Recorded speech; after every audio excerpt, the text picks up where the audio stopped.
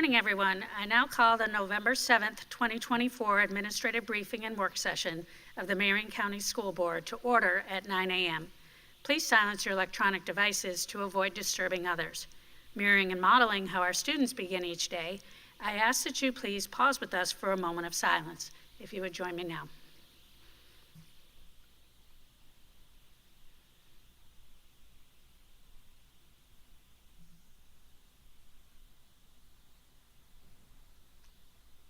Thank you. I'll now read our board commitment statement. We are the Marion County School District Leadership Team. When we come together to work, we are efficient, effective, and productive. Our three most important characteristics are dedicated, transparent, and individually responsible. To work well together, we must demonstrate respect, confront reality, and be accountable. We will always put students first, and we will leave a legacy of success. I'll now ask our school board attorney to explain the rules for this public work session. Good morning, Attorney Powers, and you had something else prior? Okay, at another point. All right, great. This work session is a public meeting as defined in Florida's Sunshine Law. The board is dedicated to full transparency in its meetings and its work. In compliance with the Sunshine Law, the board has adopted uniform meeting procedures, including the right for citizens to participate.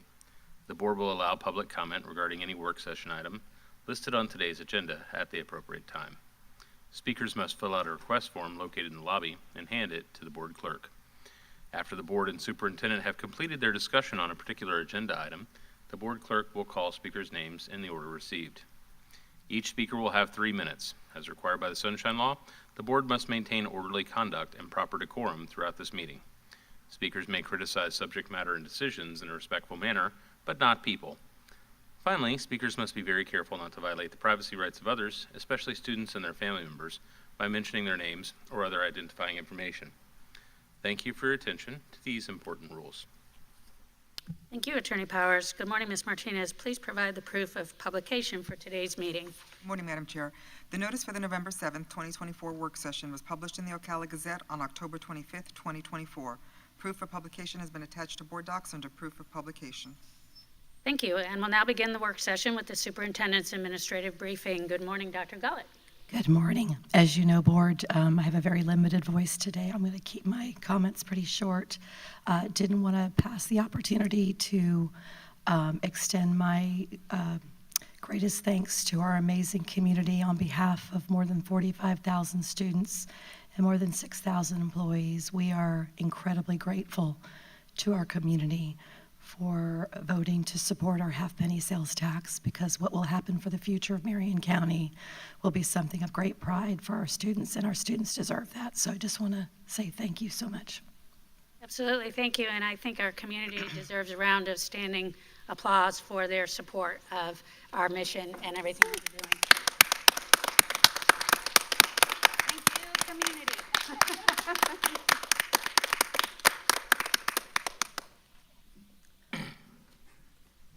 What a great kickoff to the morning. All right. We'll go on to our first item. And did you have anything further? Nothing further, thank you. Okay. And it appears that our first item is a school board item, so I'm going to hand it off to Attorney Powers.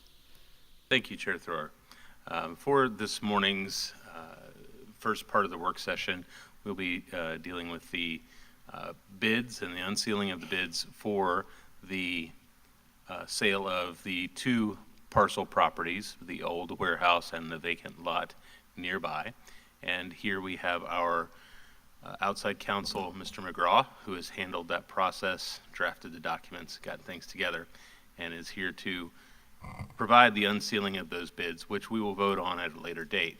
But today should be the day in which those bids are unsealed, and he'll discuss with you what exactly information you need to absorb from that and what you need to take from that and what you need to do for the future. Okay. Thank you, Mr. Powers. Good morning. Good morning. Good morning, board. Thanks for having us today. I have Alex Scales with me. She's an associate at the law firm, and so she's going to assist while we open the bids. Today, as Mr. Powers talked about, we'll open the bids and we will actually just present them to the board. And what we would like to see done is get a schedule for the 12th, I believe, would be the next session. Is that right, Jeremy? There is a board meeting scheduled on the 12th. We had scheduled a special board meeting on the 19th because on the 14th, which was the day that we originally advertised, that we would be able to, that was the day that was advertised that we would make a decision by, which would allow for the 12th or the 14th. But the board was not available collectively on the 14th and asked for it to be another day. That being the case, we can set it on the 19th, which I understand may provide you with some difficulties, or the 12th. It can be added to the agenda for the 12th meeting at the board chair's discretion. Okay. I'd like to get the board's thoughts on that, please. Could Mr. McGraw share why we need to meet the 14th? Yeah, so in the actual contract itself, we have a provision that states that the effective date of the contract would be the 14th. And so I don't want to go beyond the 14th within that contract, otherwise we're going back to the actual purchasers to get a signed amendment confirming that the effective date is now going to be the 19th. I don't think that's going to be an issue, but in order to avoid that issue and that extra level of work to go and get those parties to come in and sign off, if we just made our determination on the 12th and we had the document fully executed on the 12th or the 14th, it's timely at that point. We have a fully executed contract. Thank you. Anything else from the board? Go ahead. I appreciate that we have a school board meeting that's already scheduled, and certainly would say the chair has the authority to put it on that agenda. Us having public conversation about that today, while I understand it's not a full 7 days for anyone to be able to review it, the board hasn't reviewed it yet, and so I anticipate that we'll have extensive conversation over the course of the next little while as to what we would like to determine, and certainly this item can be placed in discussion for further conversation on Tuesday evening before a vote, but this board member has no problem with us putting that on the agenda if you so see fit, Chair. Thank you, Board Member Campbell. Board Member Cummings? Okay. Vice Chair? Oh, the 12th will work for me. Thank you. Okay. Board Member James? Thank you. As I've stated before, I maintain I don't think that we should add items to agendas after publication, so it's going to be added to discussion. That's fine. I think that we should have, as a board, and this is obviously Monday morning quarterback, but we should have put a placeholder on for the 12th, and then we would have circumvented this issue because it would have already been there. So whoever can help us make sure that we don't continue to do things like this, I would really appreciate it. Because if we had put a placeholder when we published on Tuesday and put a placeholder in, then we could have just uploaded the new document, and that would have been more appropriate. So. I agree, and that was my understanding that that was going to happen, so not sure where the ball got dropped, but. No, actually, it was set for the 19th. We didn't do a placeholder for the 12th because we actually set a vote for the 19th. Yes, and I agree with Attorney Powers on that.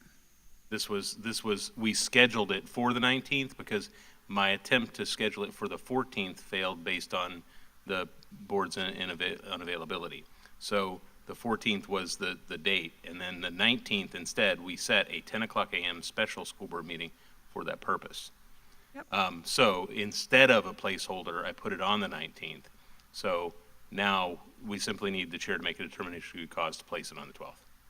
Okay, and this is the first that it has been brought up, and I understand the circumstances, and it's an important issue and an important topic that all of us on the board have been pushing to see get done. So I would say in the interest of, the greater interest, that we will go ahead and add it to the 12th. Thank you. Yeah, and I believe if this is an issue and we cannot do it on the 12th, the 19th, we can make that work. It's just we would go back to the parties who submitted the bid and have them sign an addendum confirming that the effective date is now the 19th. So I don't think that is a major hurdle, but if we can do it on the 12th, if the board is amenable to the 12th, I think that's the most efficient way to handle this. And I will take the blame. I mean, this is my apologies for not having the contract state that it was going to be open through the 19th, and we had an effective date of the 14th. So we thought that the meeting was going to be held on the 14th, and therefore we had an effective date of the 14th. Either way, I think we can work through it in whichever direction the board chooses to take. And I don't think any of these purchasers will have any issue signing off on an addendum acknowledging that the offer is valid and accepted on the 19th if we go to the 19th. But if we can move it forward to the 12th, that would be exceptional. Yes. Thank you. You ready for us to go ahead and open some? Yeah, sure. Yeah, I bids? just want to say Okay. thank you, Mr. McGraw, and I understand that the board's direction has been trying to expeditiously and efficiently take care of this as quickly as possible, and has resulted in us shortening timelines at every turn that we possibly can. And so we are now at the point where the affected parties, if any, would be the bidders who are already expecting a 14th or earlier. So at that point, I believe that we made that determination, the board's made that determination, and we'll move to there. So you're available on on the 12th. It'll simply be a vote. I don't think I need your availability for that particular We could date. certainly be here anytime. Okay, that We would will love to make ourselves available. always. Thank you. All right, so as we open these, the first offer that we see is from Palm Capital Partners LLC, and they are offering for the 1.34 acre parcel and having closed their $25,000 cashier's check. I'm sorry, did And- I miss some information? Well, I'm sorry, is Okay, this written out for someone? No, let me give no, it's not written out because the literal unsealing is right now. So let me say that there were a total of, I believe it was 4 bids that came in for the vacant parcel, the vacant lot, and then was it another 4 or 5 that came in for the warehouse? Is that correct, Mr. McGraw? You know, the first time I'm getting to see these is when you handed them over to me. There are 9 packages that we are opening. Okay. So, and the way we're going to just. So we will go through each bid package, and Mr. McGraw will describe what it is for and the amount, and that confirming that it contains the cashier's check that is required, and going through each of the steps that's required for each bid, without necessarily any comment on that particular bid, except unless there's a question for clarification. If I can, is it possible for Mr. Christian to transcribe this on this thing that we all see? I mean, we're all gonna write it down, but I would like to know because I'm gonna look up who's the LLC. The principal of the LLC. Principal of the LLC, and then I would like, just so we're all transcribing the same amount of information. Is that even possible, Mr. Christian, to pull up a little Word document and transcribe it so we can see it on the screen? Or Elena, or I don't know who's in charge of these? Or board members can. I just want to ensure we all transcribe the same information and don't need it. The only alternative to that would be for it to be transcribed after the meeting and emailed to us. Yeah, but we're making a decision during the meeting, and so I just want to make sure we all. We're not making a decision No, we're today. not voting. Just information. This is informational, the unsealing of the bids. You're going to vote on it on the 12th. We're voting on one on the 12th. You're deciding which one to choose among Today. them on the 12th.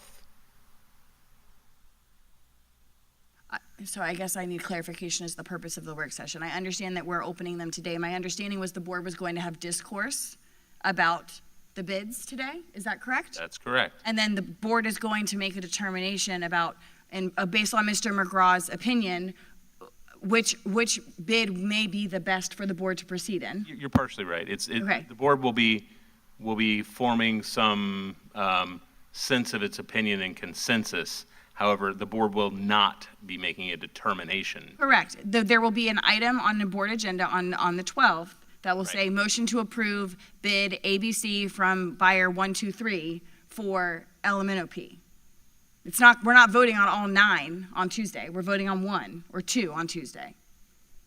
I was intending for the board's discussion to go forward today. If we want to vote on each one individually on the 12th, we can. No, that's what I'm saying. So for the purposes of the board to all have the information at the same time, I'm just asking, is it possible for someone to live transcribe what Mr. McGraw says so that we can all see it? Because if we get it retroactively, that would be after the purpose of the board's public discussion today on which one is best. Is it possible? I believe it probably is. Mr. Christian's working on that. or board members can take notes that I they mean, wish we're all to gonna discuss. take notes, That's- but you. I will say, I do, I understand. Dr. James, I appreciate that because hearing for this for Yeah. me is a challenge. I mean, I missed it and I hear Okay. well, so. And so, Mr. Christian, I appreciate you jumping in and Yes, thank getting you. this set up. We may need just a second.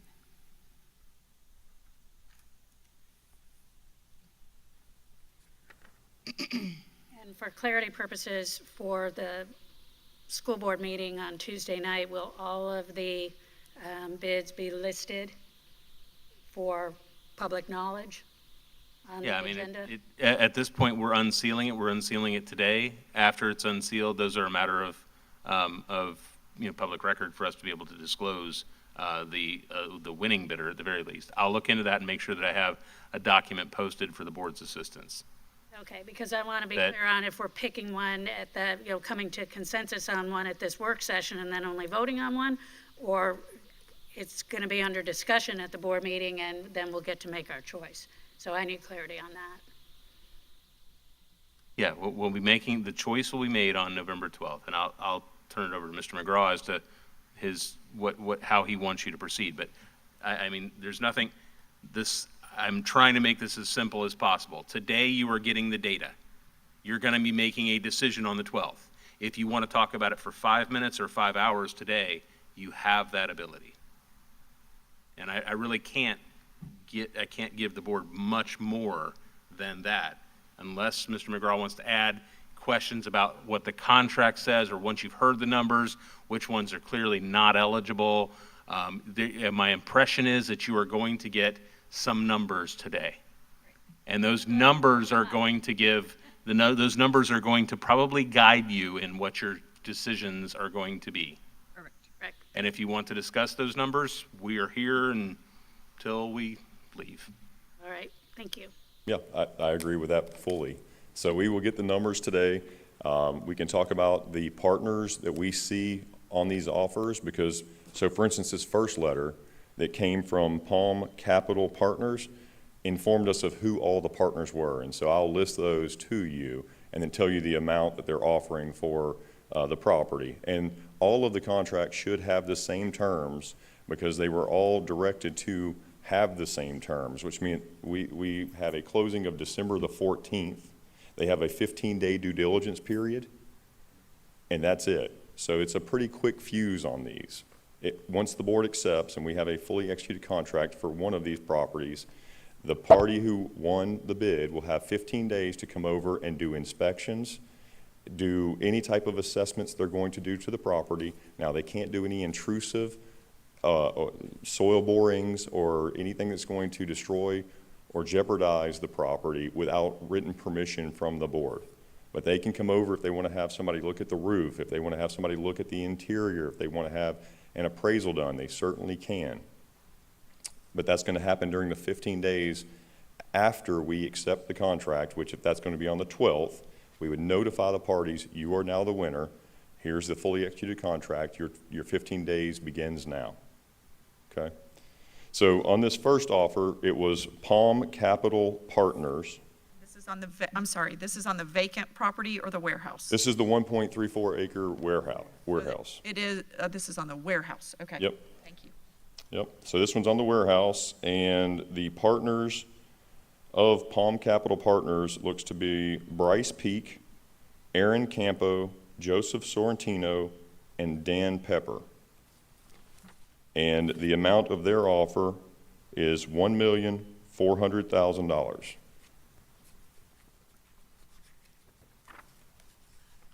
And it appears that they've initialed in the correct places, and that I do have a signature page, and the contract is in its entirety, and they do have the escrow deposit.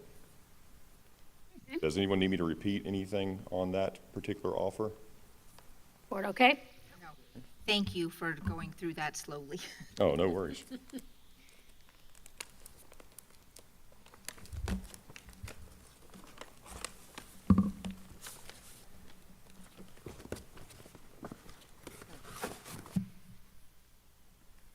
Okay, the next offer we have, looks like it's from Clay Albright.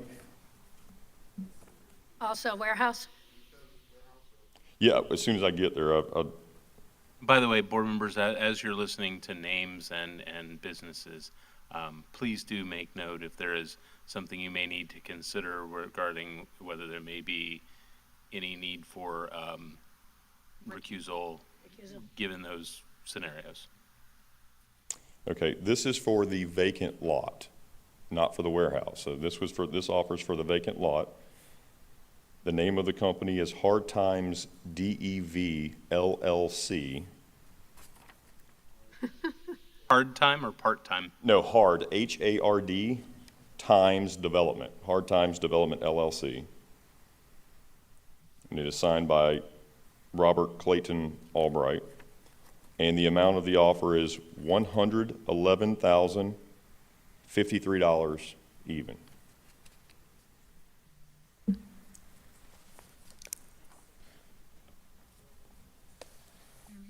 you be out giving the appraisals to us? Yeah, I can, not today.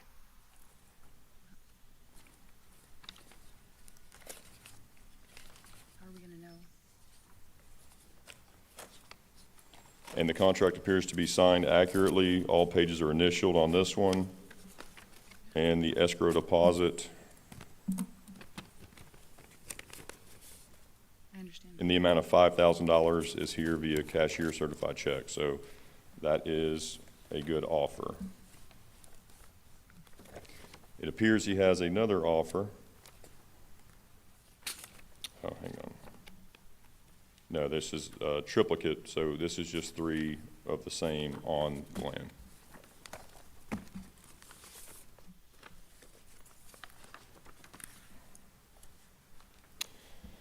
The next offer we have is on the vacant lot, and it is from Arlo Homes, and that's A-R-L-O.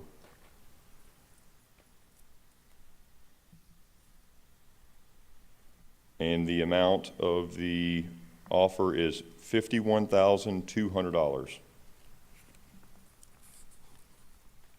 The escrow check is included. And Arlo Homes principal appears to be Brandon Owen. Brandon what? Owen, O-W-E-N.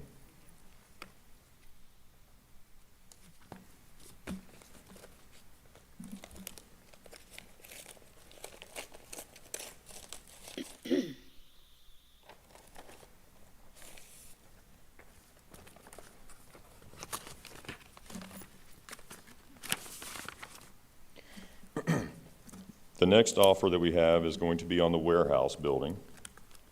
The escrow deposit is here. This is an offer by David Midget of Midget Holdings. And Midget Holdings is M-I-D-G-E-T-T.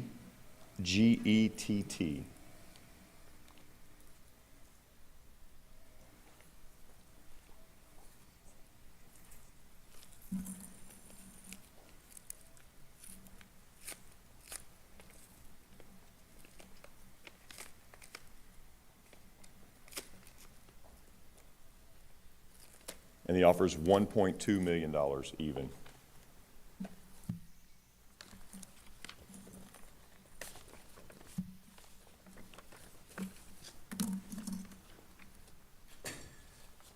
And again, we do have the escrow check on this one as well, and all documents appear to be properly executed.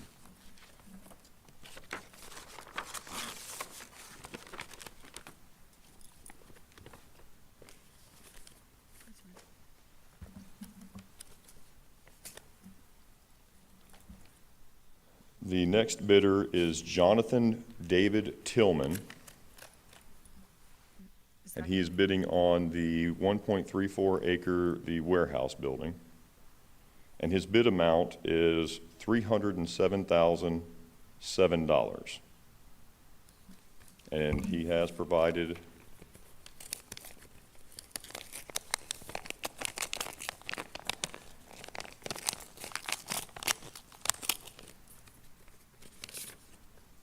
the escrow deposit.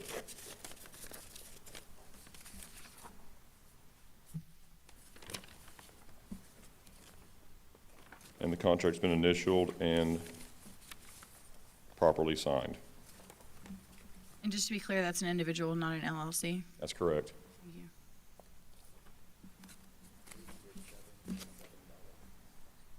307007, that's correct.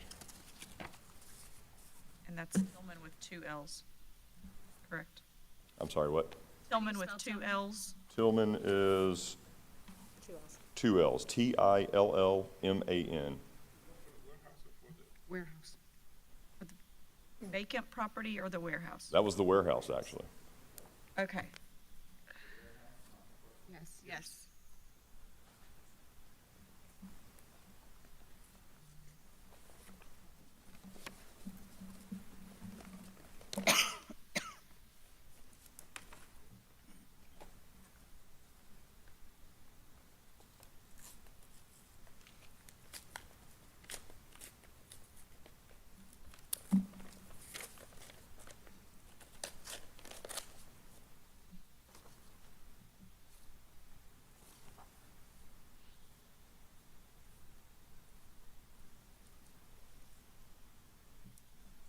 Ready to move along? Okay. The next offer that we have is from Pray, P-R-A-Y, the letters M as in Mary and T as in Tom, LLC, and the principals appear to be Andrew Kale, K-A-I-L, and Christy Kale. We have the escrow deposit for $5,000, and they are bidding on the vacant lot.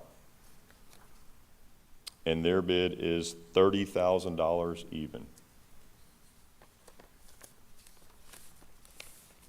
Contract appears to be signed accurately and correctly. And we have all signatures and initials.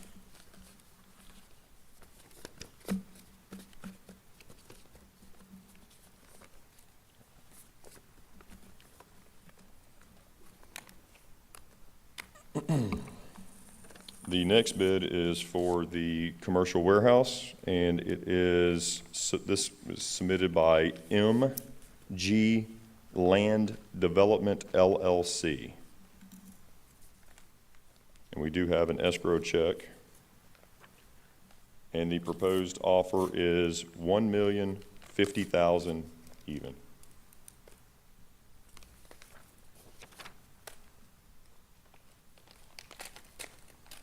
And the principals appear to be Mr. McBride and Mr. Garcia here in the audience today. They left. They left. I know they lost.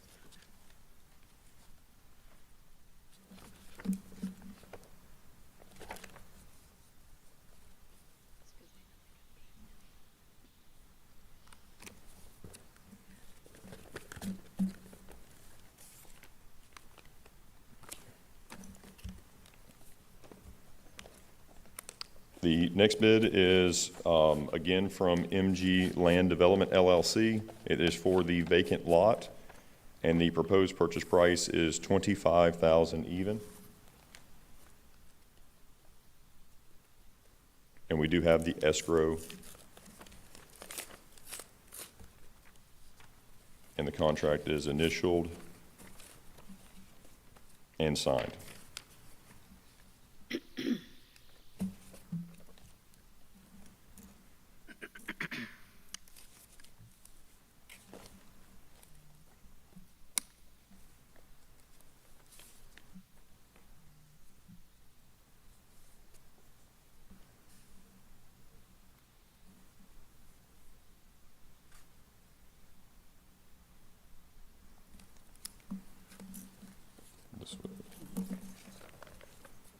Last one.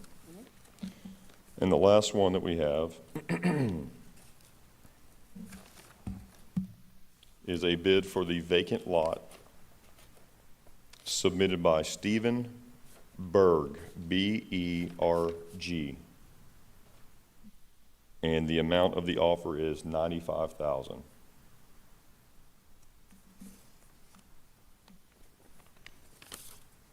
And we do have the $5,000 escrow for this file, and the contract appears to be signed accurately. It's initialed and signed. So do we have any questions moving forward? All right. Regarding the terms, do you know which ones of these are cash versus mortgage, loan?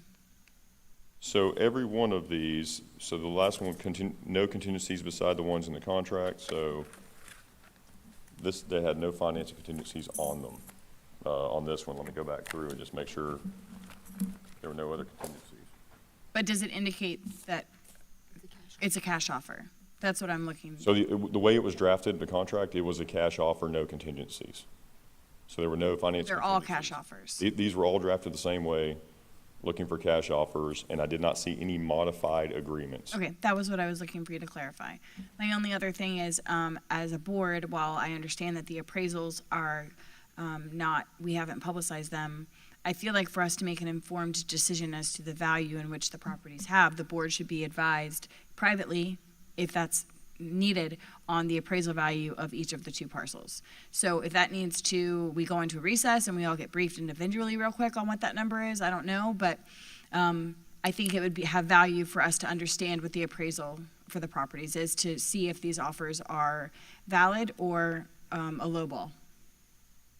Powers, what do you think? Understood. I believe we can, that is exempt and confidential information protected by Florida statute against public disclosure. And so, given those terms, I can brief the board on that matter privately. And I would just ask that we go off air to do that. Okay, And for the record, my sole purpose will be not any discussion among the board, but for my ability to inform you of that data, at which point we will come back on air. okay. We shall recess at 9:45 for your estimate of how long this will be? 10 minutes. Okay, we'll recess at 9:45 for about 10 minutes. Thank you.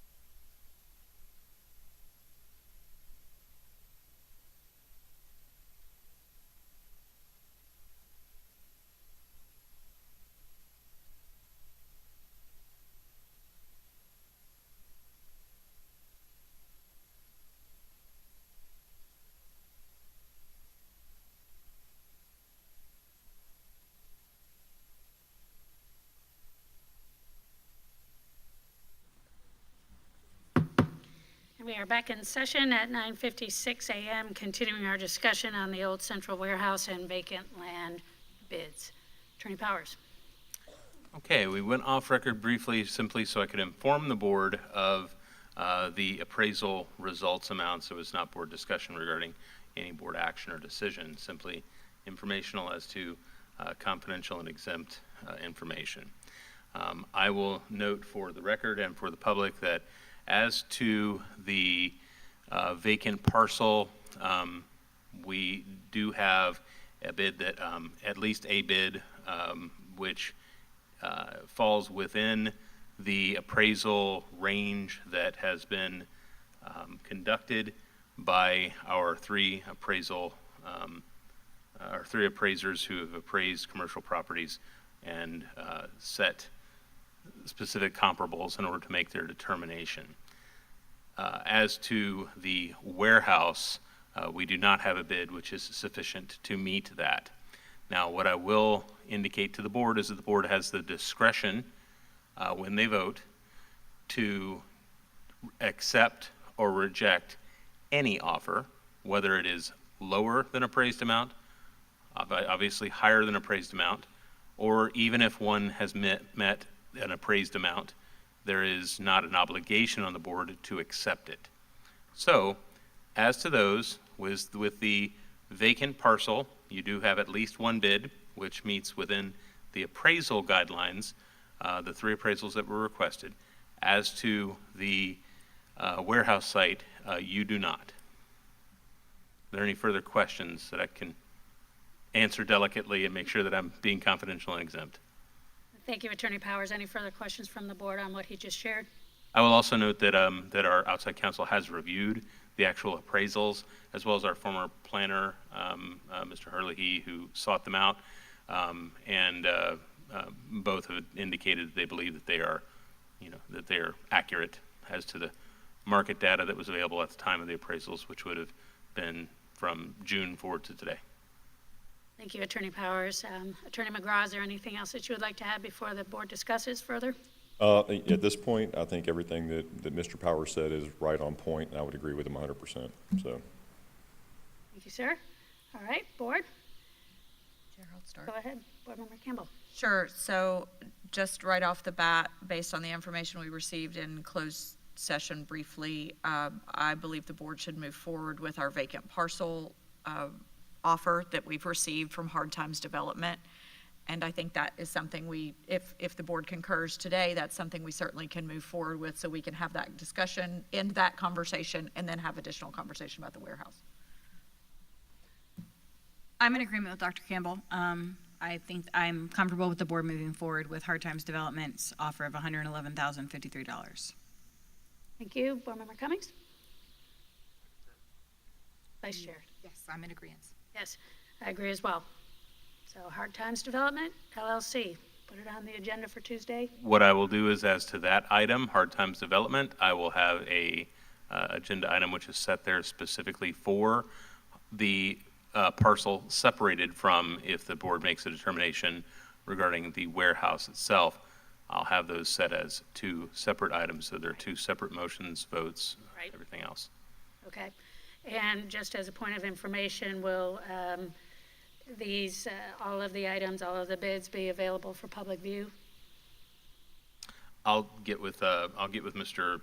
McGraw and also Mr. Collins on that, because I need to review to ensure that that whatever is released is not anything that is required under law, policy, or procedure to be permitted. Now, in an open unsealing, the actual numbers are available, and the data that they have provided is available. So I'm talking about what's right here. Yes, that will also be provided. Yes. Like a PDF of this can be attached to. Right, board the docs. agenda item. Yes, absolutely.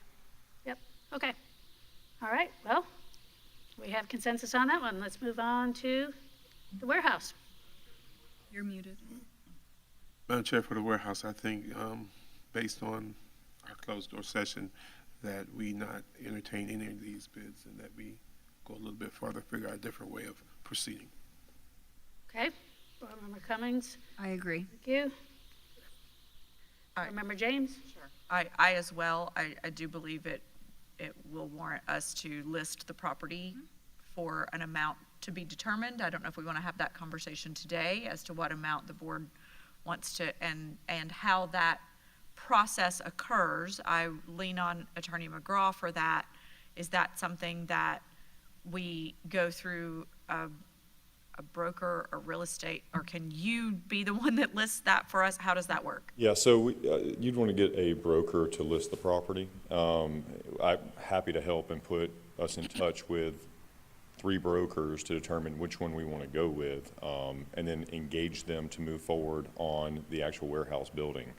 Another option too is, if you would like, we could go back to the parties who have submitted these offers and see if they want to give any higher and highest and best with a date certain, and come back and see if they want to make anything else prior to us engaging a real estate agent. Thank you for that recommendation, Attorney McGraw. That's what I was going to ask you. What would be your recommendation? And I'm liking what I'm hearing. Yeah, I like that too. Yeah, so I would, if the board would like, I think we could do a highest and best and have a 1-week period for them to come to us with the highest and best. Yep. This would all be public knowledge. They can see what's on the board. And then if we don't like anything that's their highest and best, we would move forward with the real estate agent at that point.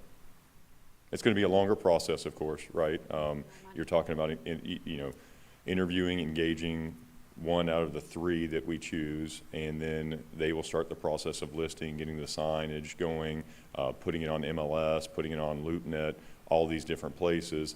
And you're talking probably a 2-3 month process, maybe even 4-month process. Sure, but theoretically, we had a great, tremendous day on Tuesday for this community, so the market is refreshed, I think would be an understatement. And so if we got an offer for $2 million, okay, so we pay a little over 100 in commissions, and we're still clearing a couple hundred more. And so I think highest and best is great. We have a work session on the 21st, so my request would be that we add an agenda item on the 21st, and you come back and present the highest and best to us on the 21st, and the board makes a decision about how we want to proceed then.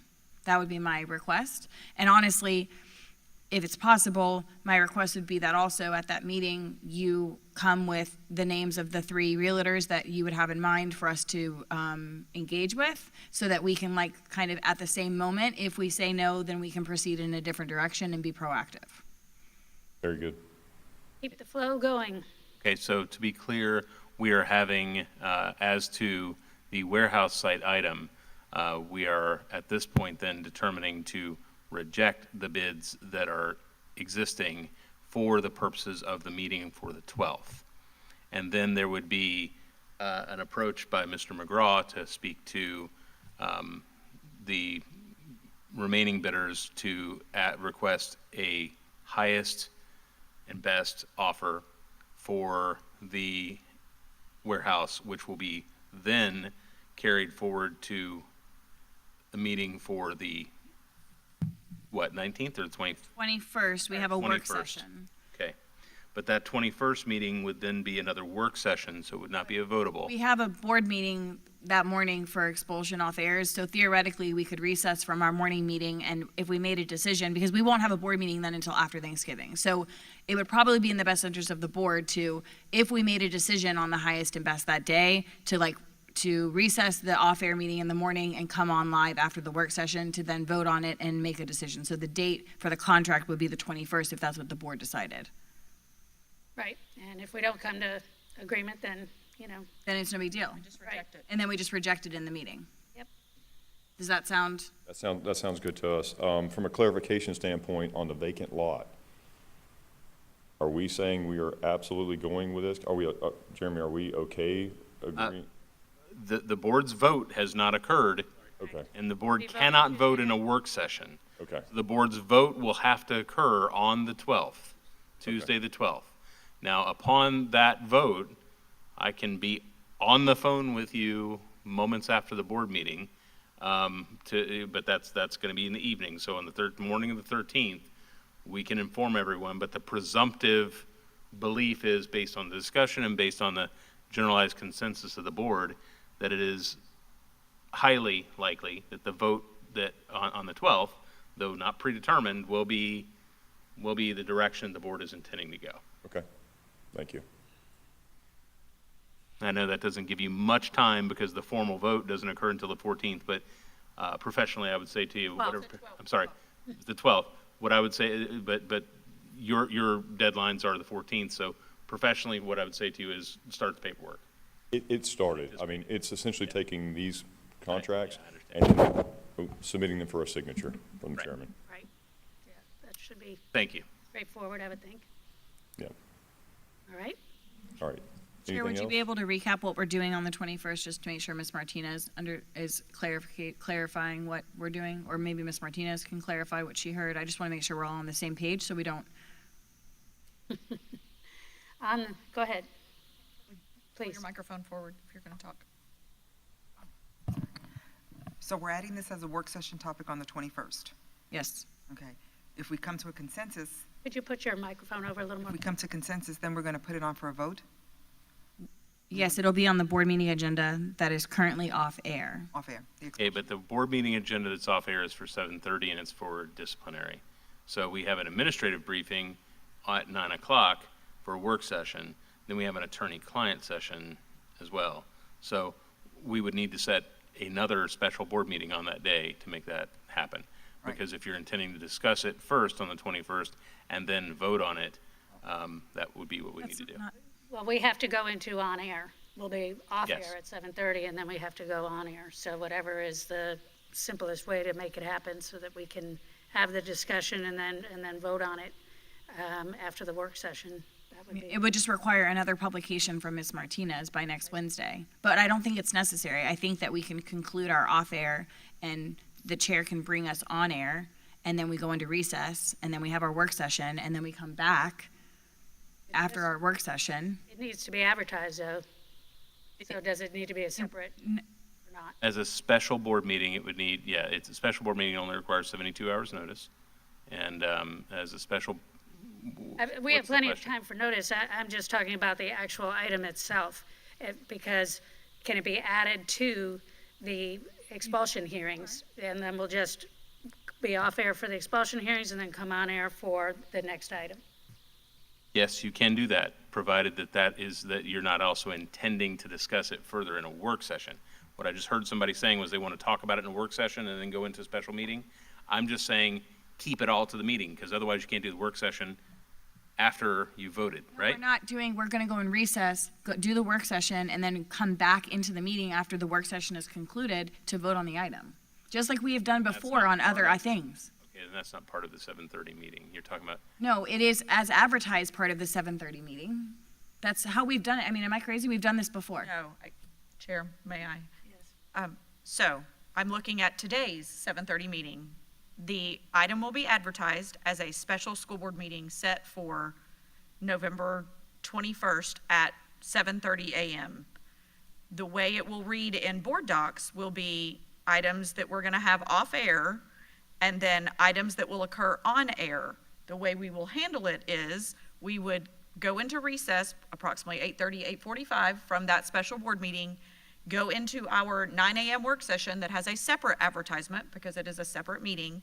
And then following that, we would then go out of recess back into the special board meeting. So it's not two advertisements for special board meeting, one for special board meeting, one for administrative work session.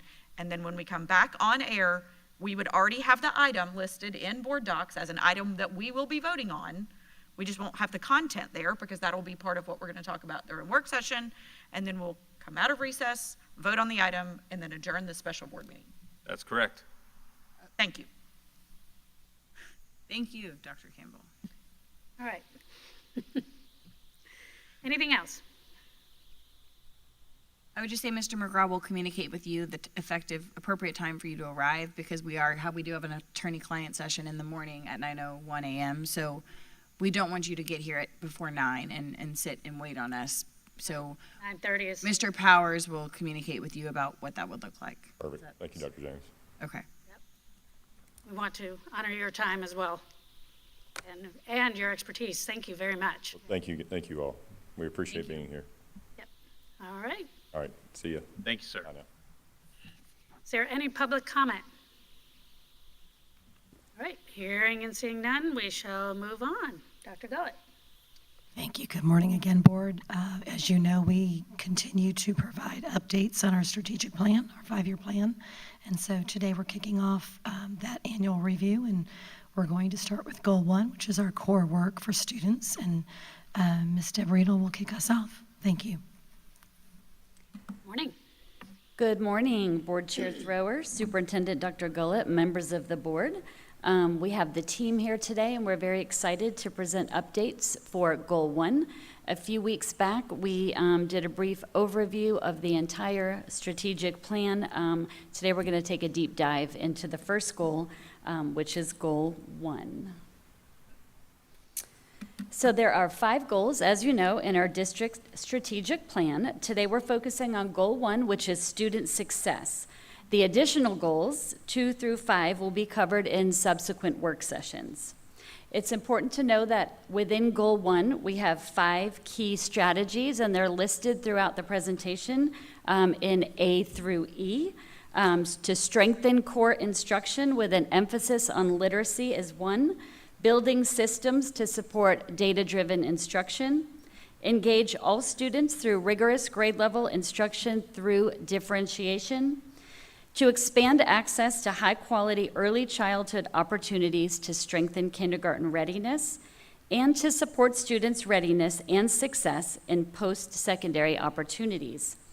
Under each strategy, you'll see some key activities, which are the actions that we are taking currently to help us achieve our goals. This particular slide shows the targets that were set for each of our outcome metrics. The targets are highlighted in blue for each metric. You'll notice some of them over to the left are in green, and those 5 that are in green are additions to the outcome metrics. So those are things that we have added as additional areas of focus. The first one we added was on grade level performance for 3rd graders, and the reason we added that is because it is now a separate cell in the school grade calculation, the 3rd grade on grade level performance. We added to increase the percentage of students in our bottom quartile making learning gains in both ELA and math. Since we are very focused on our subgroups and having a lot of conversations and designing specific interventions for students in our subgroups. So we felt the need to add that, as well as the 2 on the bottom to increase on grade level performance with our students with disabilities and our English language learners. All of our work is aligned to the strategic plan. When we work towards meeting our targets, we carefully plan out key indicators or activities that, when implemented effectively, will help us move closer to our targets. These are the key indicators or activities that we have completed so far. We touched on these a few weeks ago when we did the brief overview of all of the goals.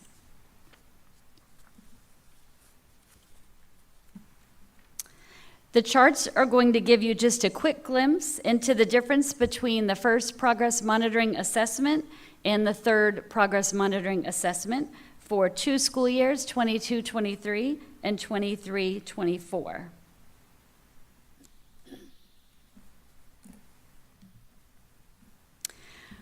One of the most important ways, so we're going to jump right into strategy A, which is to strengthen core instruction, which is our Tier 1 instruction with an emphasis on literacy.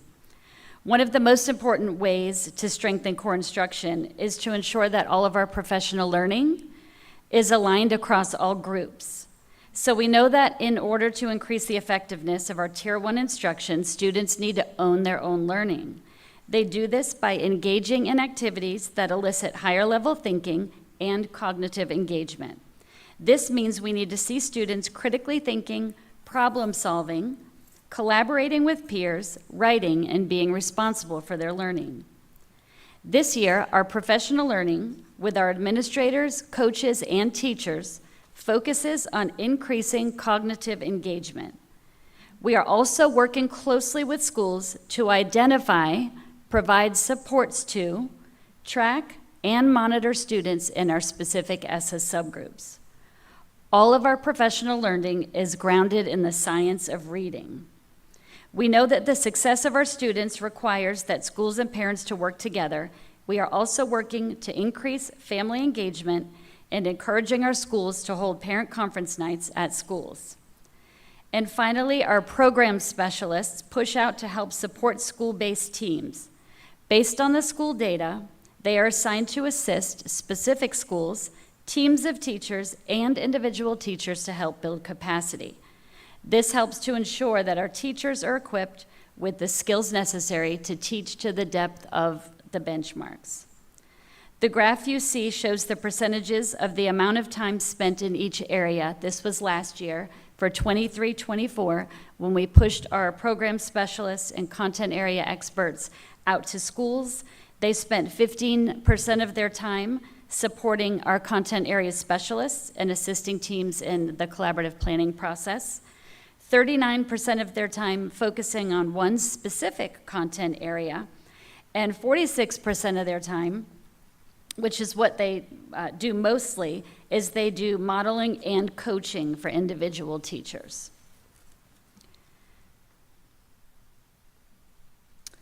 In grades 3 through 5, so we're still on strategy A, strengthening core instruction with an emphasis on literacy.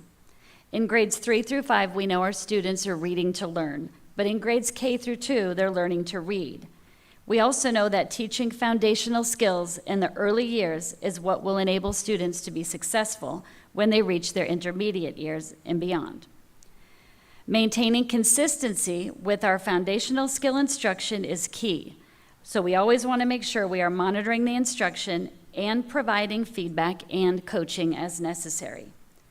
Illustrating the importance of writing in the early grades and ensuring students have the skills necessary to effectively communicate through written expression is critical.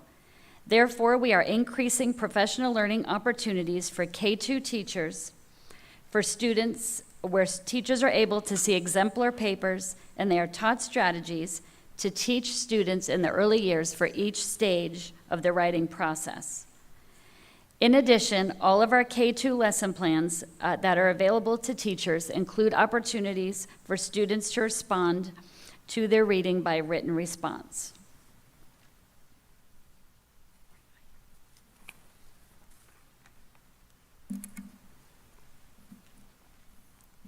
We'll move to Strategy B. Within Strategy B, build systems to support data-driven instruction, teachers continue to use the benchmark assessments to provide frequent checks to assess the student mastery of learning of all of their students, enabling them to immediately intervene and adjust instruction to increase positive student outcomes. This school year, we have also added a Form B for each benchmark as an option, so teachers can use these to provide, after they have provided small group instruction or individual instruction to their students, to ensure the students have mastered the skill before moving on. There are also formative checks built into the ELA and math lessons for elementary teachers. These provide a quick temperature check of the learning and help provide and guide instruction during the lesson. So to continue with Strategy B, our principal supervisors work with our student assessment department to hold data chats for each school-based team to review academic, attendance, and discipline data. We also look at data for each individual subgroup to ensure we are meeting all students' needs. During the instructional reviews this year, we have joined by members of our ESOL and ESC departments as we walk classrooms with school-based teams and have included them in problem-solving process as the schools develop their action plans that are individualized for each student's success. This school year, schools are utilizing curriculum-based measures for student tracking and monitoring for MTSS intervention. This tool helps provide student data so we can easily monitor the success of that intervention.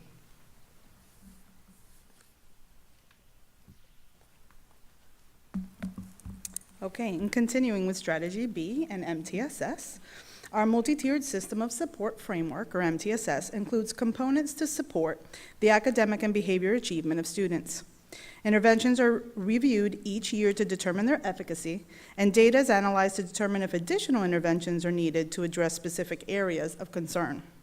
Grade-level decision tree documents are designed to guide the school teams through the problem-solving analysis and intervention planning. These documents are also updated each year and shared with school-based administrators. All district-supported interventions are listed on our intervention continuum documents and include additional information to guide teams in intervention selection and appropriate progress monitoring tools. The continuum documents are also updated each year to reflect changes in programs and placement criteria. Additionally, screening measures are available to ensure that the selected intervention is appropriate and actually targets the identified area of need. The tools available are based on the recommendations outlined in the decision tree. A key component of an effective MTSS framework and problem-solving process is the collection and analysis of multiple sources of data. New this year, all elementary schools have access to STAR CBM and Success Maker, providing key ongoing progress monitoring data specific to those required skills. This information is reviewed along with in-program measures, which provide information on how the student is progressing within the selected intervention, and fidelity checks, which ensure the intervention is delivered as intended and the students are engaged in the instruction. The multiple sources of data support decision-making and guide problem-solving to determine and meet the student needs. School teams are also provided with the MTSS timeline document, which provides guidance throughout the multiple processes involved and ensures the greater consistency across the district. In preparation for the 24-25 school year, a multidisciplinary district team reviewed our MTSS framework. The team created a collaborative plan to focus on key aspects of the framework that would ensure implementation of robust processes. Our goal was to improve or actually strengthen the following key components: fidelity, tracking, and monitoring.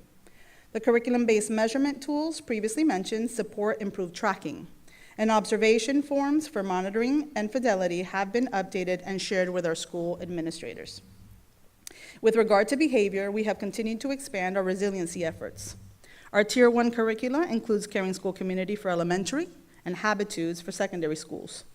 These programs are designed to help students acquire skills and habits for success in school and beyond. A professional learning plan, which includes ongoing professional learning opportunities, coaching, resources, and supports, ensure efficacy of the delivery. Additionally, an updated delivery model and updated content for Habitudes was introduced by Growing Leaders for the 24-25 school year. The content updates were based on instructor and student feedback, and district leaders provided additional feedback regarding the delivery options. Tier 1 behavior plans, to include systems for teaching expectations, teaming, and data analysis, are required from each school. The discipline, mental health and wellness, safe schools, and ESC departments regularly collaborate to review and analyze district and school-level data to identify schools in need of additional support. Once identified, support such as coaching and resources are provided as a collaborative effort as appropriate. The Behavior and Emotional Screening System, or BESS, is still used as our primary behavior observation tool. Teachers at the elementary level complete the BESS for all students in the fall and the spring. Results are provided to school teams to help identify trends in students in need of support.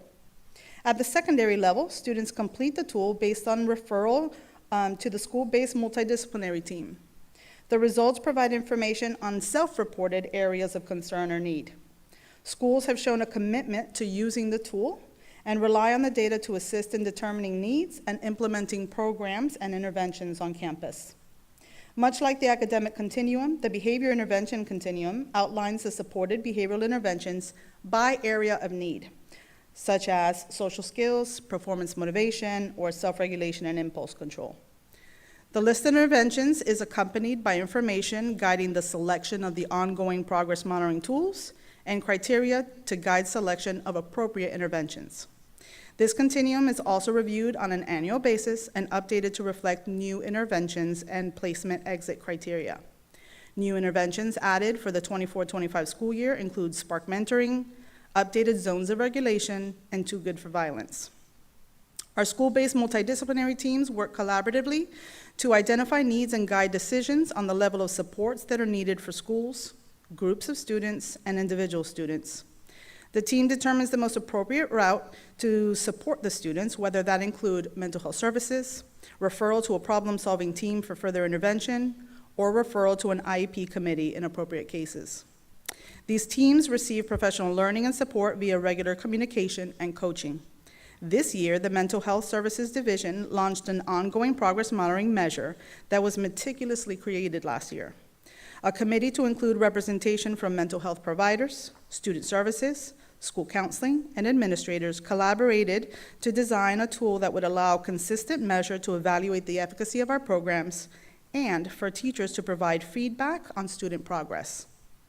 Information about the measure and procedures were shared via Learning Line, administrator meetings, staff meetings, professional learning opportunities, and coaching.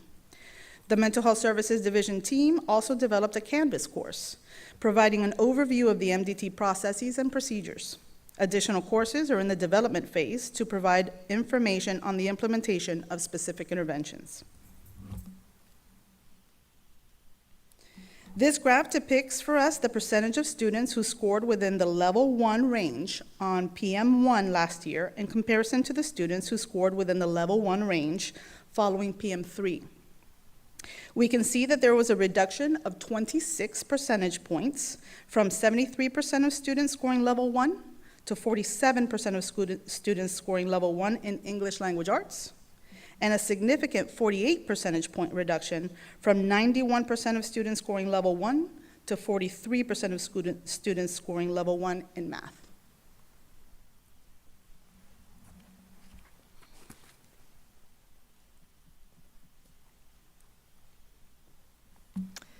Moving on to Strategy C, engaging all students in rigorous grade level content through differentiated instruction.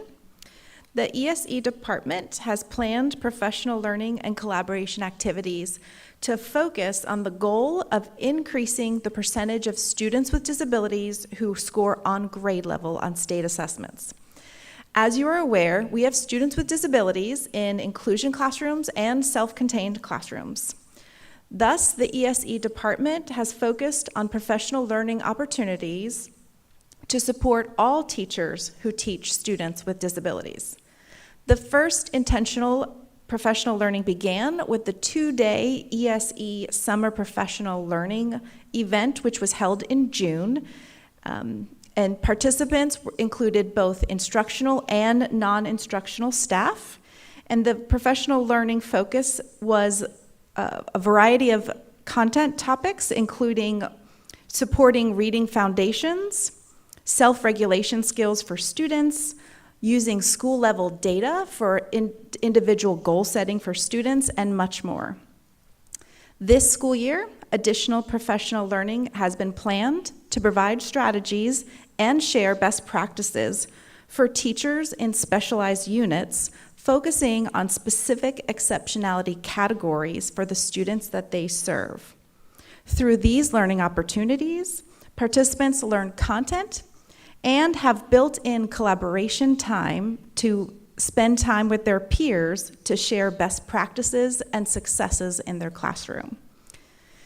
Data assessment professional learning is planned, and the target audience will be ESE teachers, self-contained, and general education teachers, where the focus will be to support teachers in data disaggregation and goal setting for their students who are assessed on general education standards. Specific learning opportunities have been planned and offered for writing and science for both elementary and secondary teachers. And pre-kindergarten professional learning has also occurred to support teachers in embedding social resiliency skills, writing goals for present levels of performance. And then finally, universal gifted screening is continuing for the 24-25 school year. The screener is scheduled to be administered in January of 2025. Universal gifted screening is held for all second grade students using an approved screener. During the 23-24 school year, we had 3,289 second grade students who were screened, and 121 students were referred for further evaluation.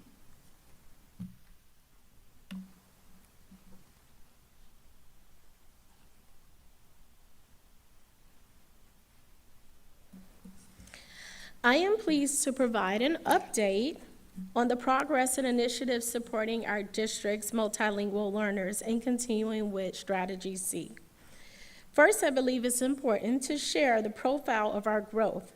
As of October 23rd, Marion County Public Schools serves 3,105 multilingual learners.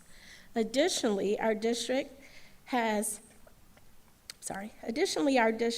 currently monitors 1,148 students who have exited the ESOL program.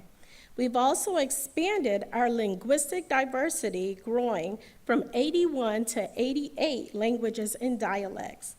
In today's update, we'll share initiatives and responses designed to reach personnel and students. A key indicator in Strategy C is professional learning. Our team has implemented both face-to-face and virtual professional learning opportunities. This summer, with the support of a competitive grant, we launched Summer Multilingual Learning Experience, also known as SMILE.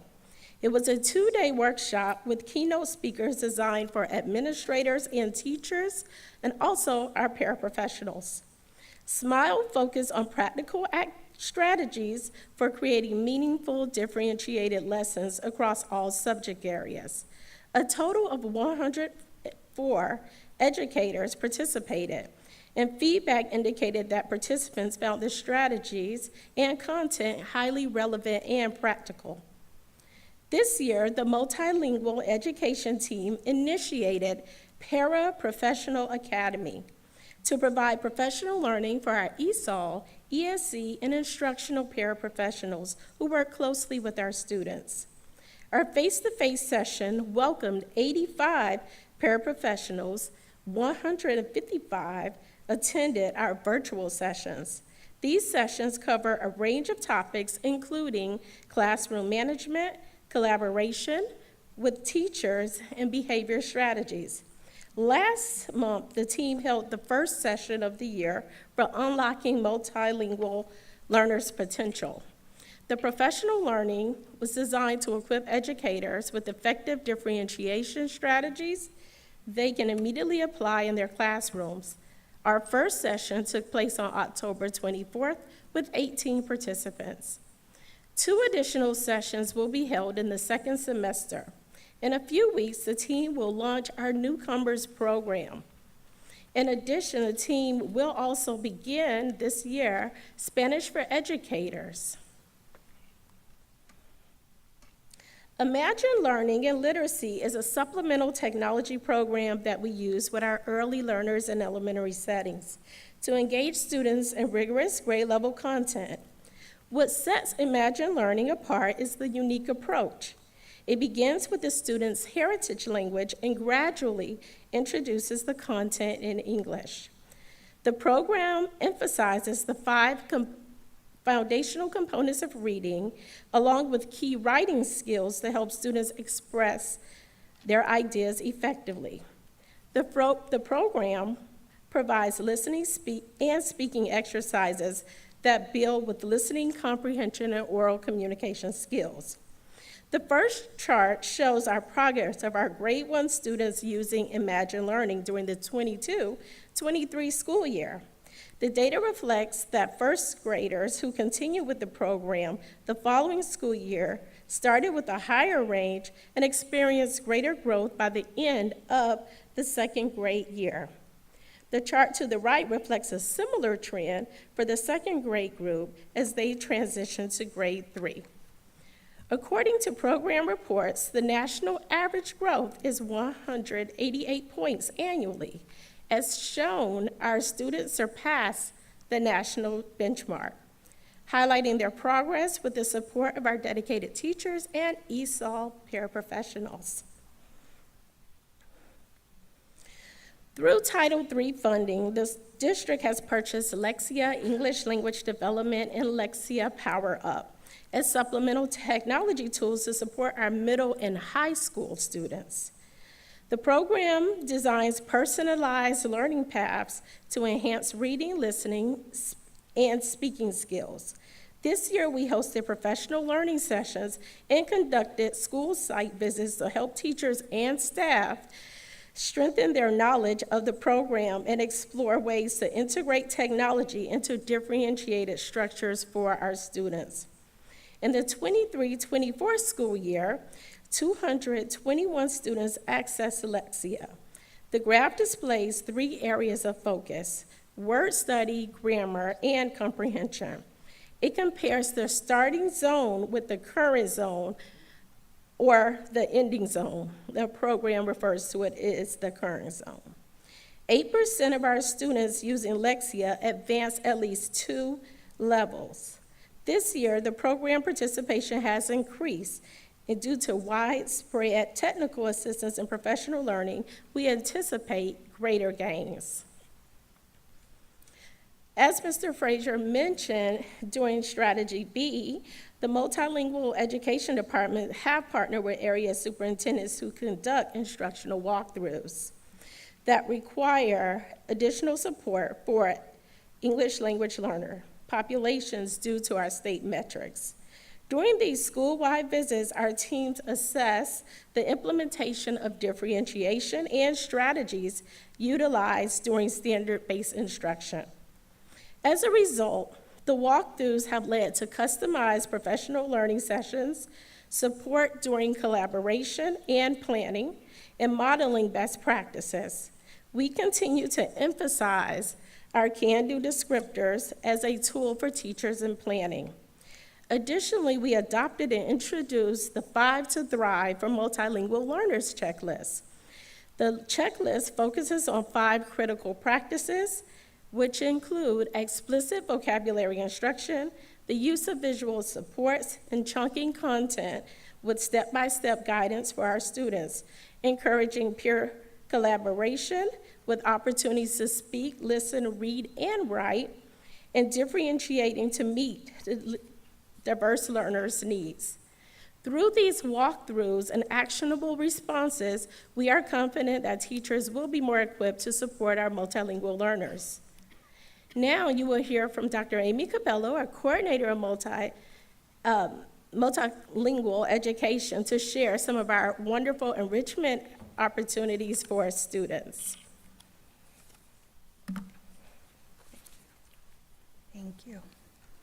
I'm thrilled to introduce opportunities to engage our multilingual learners in enrichment activities. One way that we're meeting this strategy is through the first ever district and school level Spanish Spelling Bee.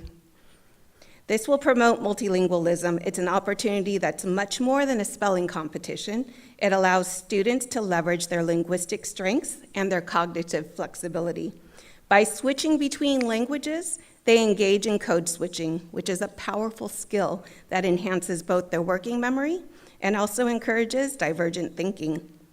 Another opportunity that aligns with Strategy C is the upcoming Rally to Tally trip in February of 2025. A select group of our junior and senior multilingual learners will travel to Tallahassee for an immersive 3-day experience. They'll witness Florida's legislative process in action during the regular session and gain firsthand knowledge and insight into how our government works. As part of this trip, they're also going to visit 2 universities, opening doors to higher education possibilities for them. This is a once-in-a-lifetime opportunity for many of our students to engage directly with legislators and discuss issues that impact public education. By participating in this trip, our students will not only gain a deeper understanding of our civic engagement, but they'll also be empowered to become advocates for their own community, building both academic and personal leadership skills that can serve them throughout their lives. Another enrichment learning opportunity for our students is our dual language immersion program. Exciting progress is being made to move towards the launch of our dual language immersion program at Saddlewood Elementary for the school year 2025-2026. We're now in phase 3 of our 5-phase rollout, and the enthusiasm for this initiative continues to grow. In phase 1, we focused on establishing a strong foundation. Our team engaged in extensive research on dual immersion programs. We looked at several models. We crafted our own core beliefs and developed a theory of action to guide this program. We also ensured that Saddlewood Elementary's administration was fully on board, and they're holding discussions to prepare their teachers and staff for the program's impact. During phase 2, we solidified our vision and our mission. With input from Saddlewood's administration, we selected a 2-way dual immersion model, which integrates students who are native English speakers and those who are Spanish speakers. The goal is for both groups to become bilingual and biliterate by learning in each other's languages, fostering an enriched, collaborative classroom environment. We also hosted a stakeholder meeting to explain the program's framework and the vital role that each department in our district will play. Now we are in phase 3. We're drilling down into the logistics with individual departments. We're identifying necessary steps to ensure successful implementation. We are also establishing partnerships with comparable school districts to share insights and collaborate on best practices. As we wrap up this phase, we are preparing for our Family Information Night, which is November 13th, next week. We've invited families of Saddlewood as well as the surrounding daycare centers. And also, we've contacted some of the businesses that are in the area to build awareness of the program. We're reviewing curriculum options for Spanish in science, social studies, and language arts. These steps will enable us to begin lesson planning with our curriculum team soon. With this momentum, we're excited to continue making strides toward a groundbreaking educational opportunity for our students, and we'll be rolling into phase 4, which is the curriculum planning, in semester 2. In addition, through strategic planning and by informing, I'm jumping ahead.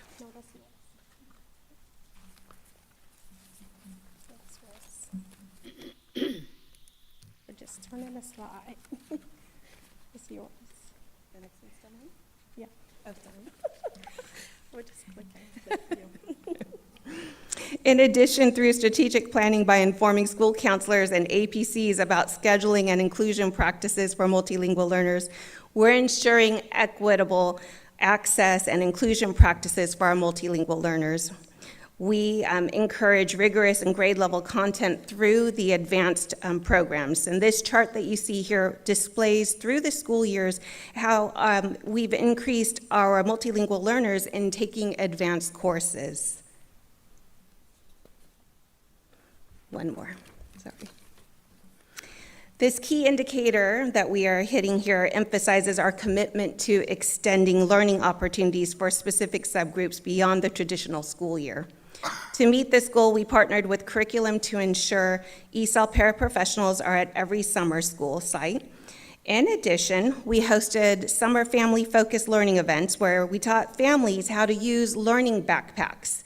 And we also held 4 additional school site literacy events with the same learning backpack giveaways.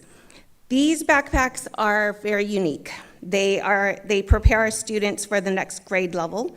They're written in English with family support tools in Spanish. And each one of the backpacks contains 6 weeks of standard-based activities and reading books to keep children engaged in appropriate content during school breaks. So when we host these events, we are actually hosting them so that our families are able to learn how to utilize them throughout the summer break. This ensures that our children will retain what they learned and helps bridge them for the next grade level.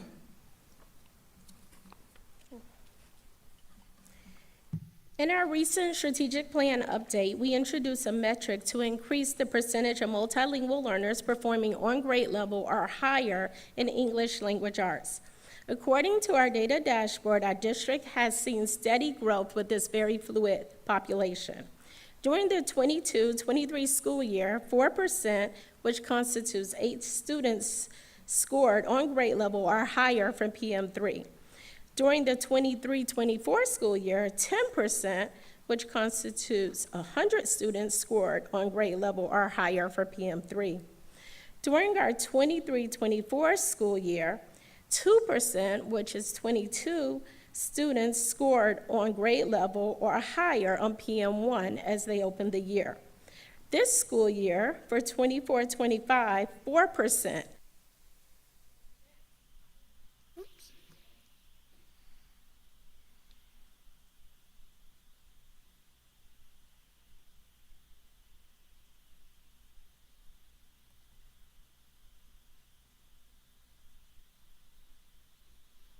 We'll get you switched out.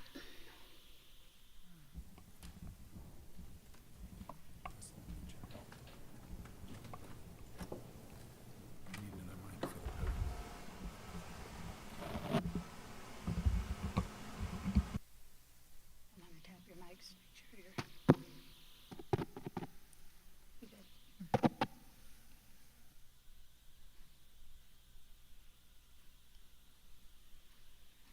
Technical difficulties, please stand by.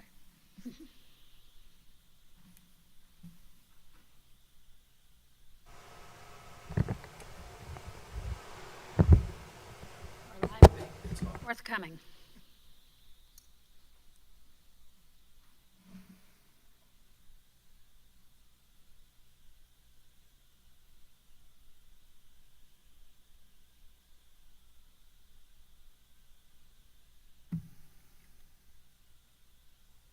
Okay, perfect. I'm back. Yes, you are. All right, so looking at our PM1 data from last school year to this school year, we did see the increase from 2% to 4%, the 2% representing 22 students that scored grade level or higher on PM1, and then 4% this school year, which constitutes 79 students that scored on grade level or higher for our PM1 assessment. To support this goal of closing the achievement gaps between multilingual learners and standard curriculum students, we will continue providing professional learning for teachers and paraprofessionals, fostering collaboration, and offering enrichment opportunities like the ones you heard today to help our students meet and exceed academic standards.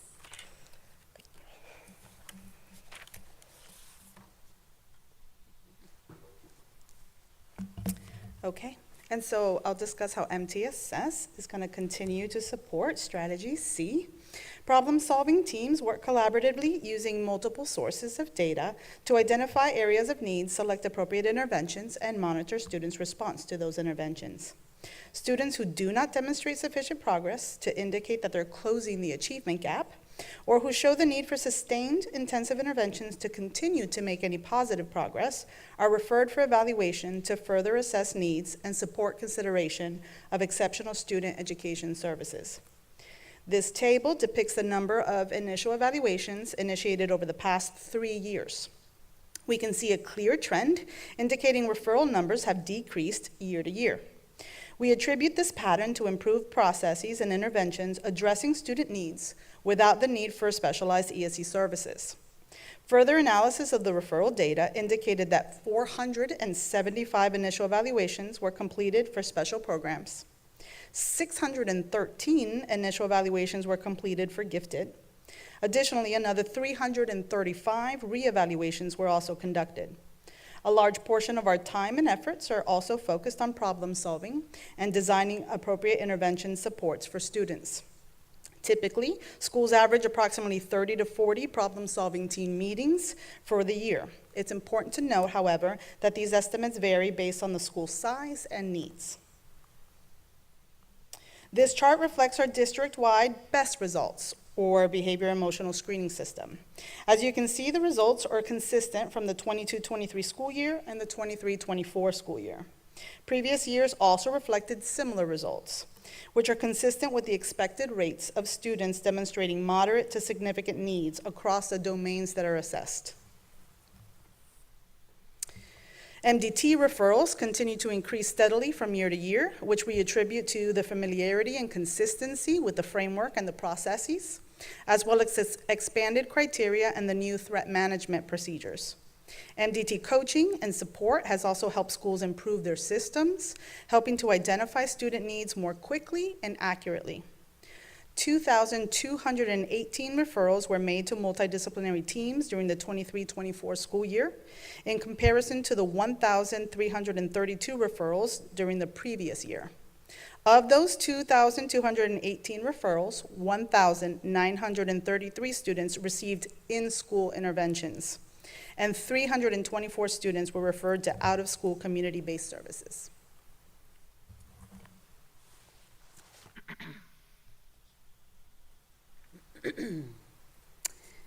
I'm happy to share Strategy D, expanding access to high-quality early childhood opportunities to strengthen kindergarten readiness. So we have continued to expand VPK, or voluntary pre-kindergarten access, across the district over the past several years. We know that children, when they participate in high-quality early learning experiences, they are more likely to be successful in kindergarten and beyond. So we know that providing these opportunities to students is extremely important. Currently, we have at least one VPK program at every elementary school in our district, with 740 students currently participating in 44 units across our district. Additionally, in August of 2022, Fordham Early Learning Academy opened its doors to 47 students, thus beginning the first ever Early Learning Center within Marion County Public Schools. This program has grown and expanded now to include pre-K 3 students through second grade. We currently have 24 students participating in 2 pre-K 3 units on our campus. Expansion will also continue as the district grows to include 2 new elementary schools. VPK programs will be present on their campus. We know that VPK programs are important and almost without exception improve academic readiness for school. And our goal is to ensure that Marion County students are ready to be successful students. Additionally, within expanding that access, we know the importance that parents play in that process. So it's important that we are educating parents about the importance of the Florida Early Learning Standards and providing them information for the success of our VPK programs. This year, the Early Learning Department has been invited to participate in the Launching Literacy in the Community initiative. Both Mrs. Nevels, our coordinator for early learning, and myself have been invited to create videos explaining the importance of foundational literacy skills and why kindergarten readiness is so important. Also, as a new initiative this year, the Early Learning Department will begin producing short videos outlining early age expectations for families. These videos will be able to be shared on MCPS social media, our district website, and potentially through partnerships with local businesses serving young children and their families. Additionally, the Early Learning Department will offer 3 parent education courses this year. They will be provided at various times and will be taught both virtually and in person. The series will focus on parents' knowledge of the standards, providing both literacy and math foundational resources that they can use at home, and preparing students for kindergarten, making that transition. Finally, we have a new program that we initiated last year called the Stepping Stone Program. This program has expanded this year at Fordham and will also include Oakcrest Elementary School. The purpose of the Stepping Stone Program is to invite young children, birth, you can be a baby, all the way up to school age, with their families to engage in literacy-based learning in a play-based setting at school. thus developing literacy and social skills in students while working with their parents to be their child's first teacher. This program is only being made possible through the many community partnerships that we have established. Those include the Early Learning Coalition, FANS, the Marion County Hospital District, the Marion County Public Library, and the Marion County Public Education Foundation. Thank you.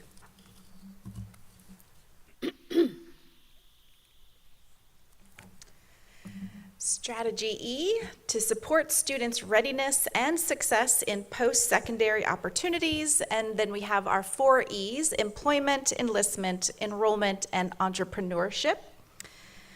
So Zello is one of the tools that we use. Zello is the online platform that supports college and career exploration for students. Between August and September, we have had 8,507 individual student logins through Zello. And through Zello, Marion County Public School 12th grade students take a pre and a post survey. And the pre-survey collects data on the 4 E's of their interest. And then as well, the survey captures the goals of these particular students. So these goals are related to what their post-secondary goals are, so after high school graduation. Students submit this through the survey information, and then it also lists what steps they have already taken towards these post-secondary goals. And then school personnel use that data to help students to complete any necessary steps or actions that are related to their post-secondary goals. We also use Zello for 8th grade students. So 8th grade students go through a module that help them explore careers. It helps them explore magnet school options. They can find more information about ROTC, goal setting, and a lot of different opportunities for 8th grade students. This information helps those students begin to consider what courses or pathways that they might want to consider for high school. This year, we have also added a pre-apprenticeship opportunity for students in the Construction Academy at Lake Weir High School. These students, after graduating high school, may either enter the workforce directly with the certifications, or they can go ahead and continue at a formal apprenticeship at Marion Technical College. We have also worked to increase the number of industry certifications that our students are receiving in Marion County Public Schools. This past year, we had an additional 292 attempts at a certification, industry certification assessment, and that resulted in an increase of 19% more industry certifications earned for students. Okay, I'd like to highlight some of the advanced coursework that we offer in our high schools, which supports Strategy E with the readiness and success in post-secondary opportunities. In 23-24, our students earned 7,245 college credits, and those were in areas of advanced placement, Cambridge, dual enrollment, and international baccalaureate. So we're very pleased to see the increase in those numbers, and of course, we're going to continue that success this year. During the 24-25 school year, we currently have 72 college-generated courses available for our students. And in those classes, we have 5,246 students currently enrolled. So we're really excited about the success. Or the possible success for those students. I also wanted to highlight the ACE and IB diploma success from 23-24. Last year, our ACE diploma recipients were 91 for Marion County Public Schools. That was Bellevue High School earned 61 students, and North Marion High School had 30 students that earned that diploma option, and Vanguard High School with the IB, and Lake Weir High School, we had 45 students that earned that diploma, and that's an important number. So overall, 136 students with the additional volunteer community service hours, they were granted the Bright Future Academic Scholarship. So that is a game changer for our students in our community. At this time, Dr. Gullett, I'll turn it back over to you. Thank you, team. Really appreciate all the information. Board, we welcome any questions you may have. Thank you, Dr. Gullett. All right, board. Go ahead, Board Member Campbell. I guess we can just go down the line here. So I'll start with the positive, I guess. Let's start there. So in just a few moments, the board will be discussing our legislative priorities. You guys don't have to stand, you just, you're fine. Because I don't know if anything I'm gonna have as a question somewhat. So first thing, I noted on slide 17, the rally to tally. In just a few moments, I'm going to be recommending some dates potentially for the board to consider for us to be in Tallahassee. I don't know if they will align, but they're in February, so we'll be talking about that in just a few moments.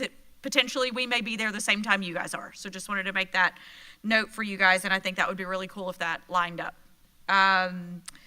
The other things I want to mention, I have some items pertaining to strategy C and some items pertaining to strategy E. So since we've just come off of strategy E, Mr. Christian, if you could go to slide 3, please. Thank you. So my concern on strategy E, which is talking specifically about supporting students' readiness and success in post-secondary. On this specific slide, the last item on the slide that's white before we get to the 2 new green added ones is increasing the percent of students that graduate within 4 years with a standard diploma. If we look at our baseline and we look at our target, and then we watch the decline that has occurred in that specific item over the course of the last 3 years, my concern is we have a disconnect in strategy. So I appreciate the information that you all just shared. I did not hear a strategy or key activities about graduation. So we certainly are using Zello to try to get them to think about future opportunities.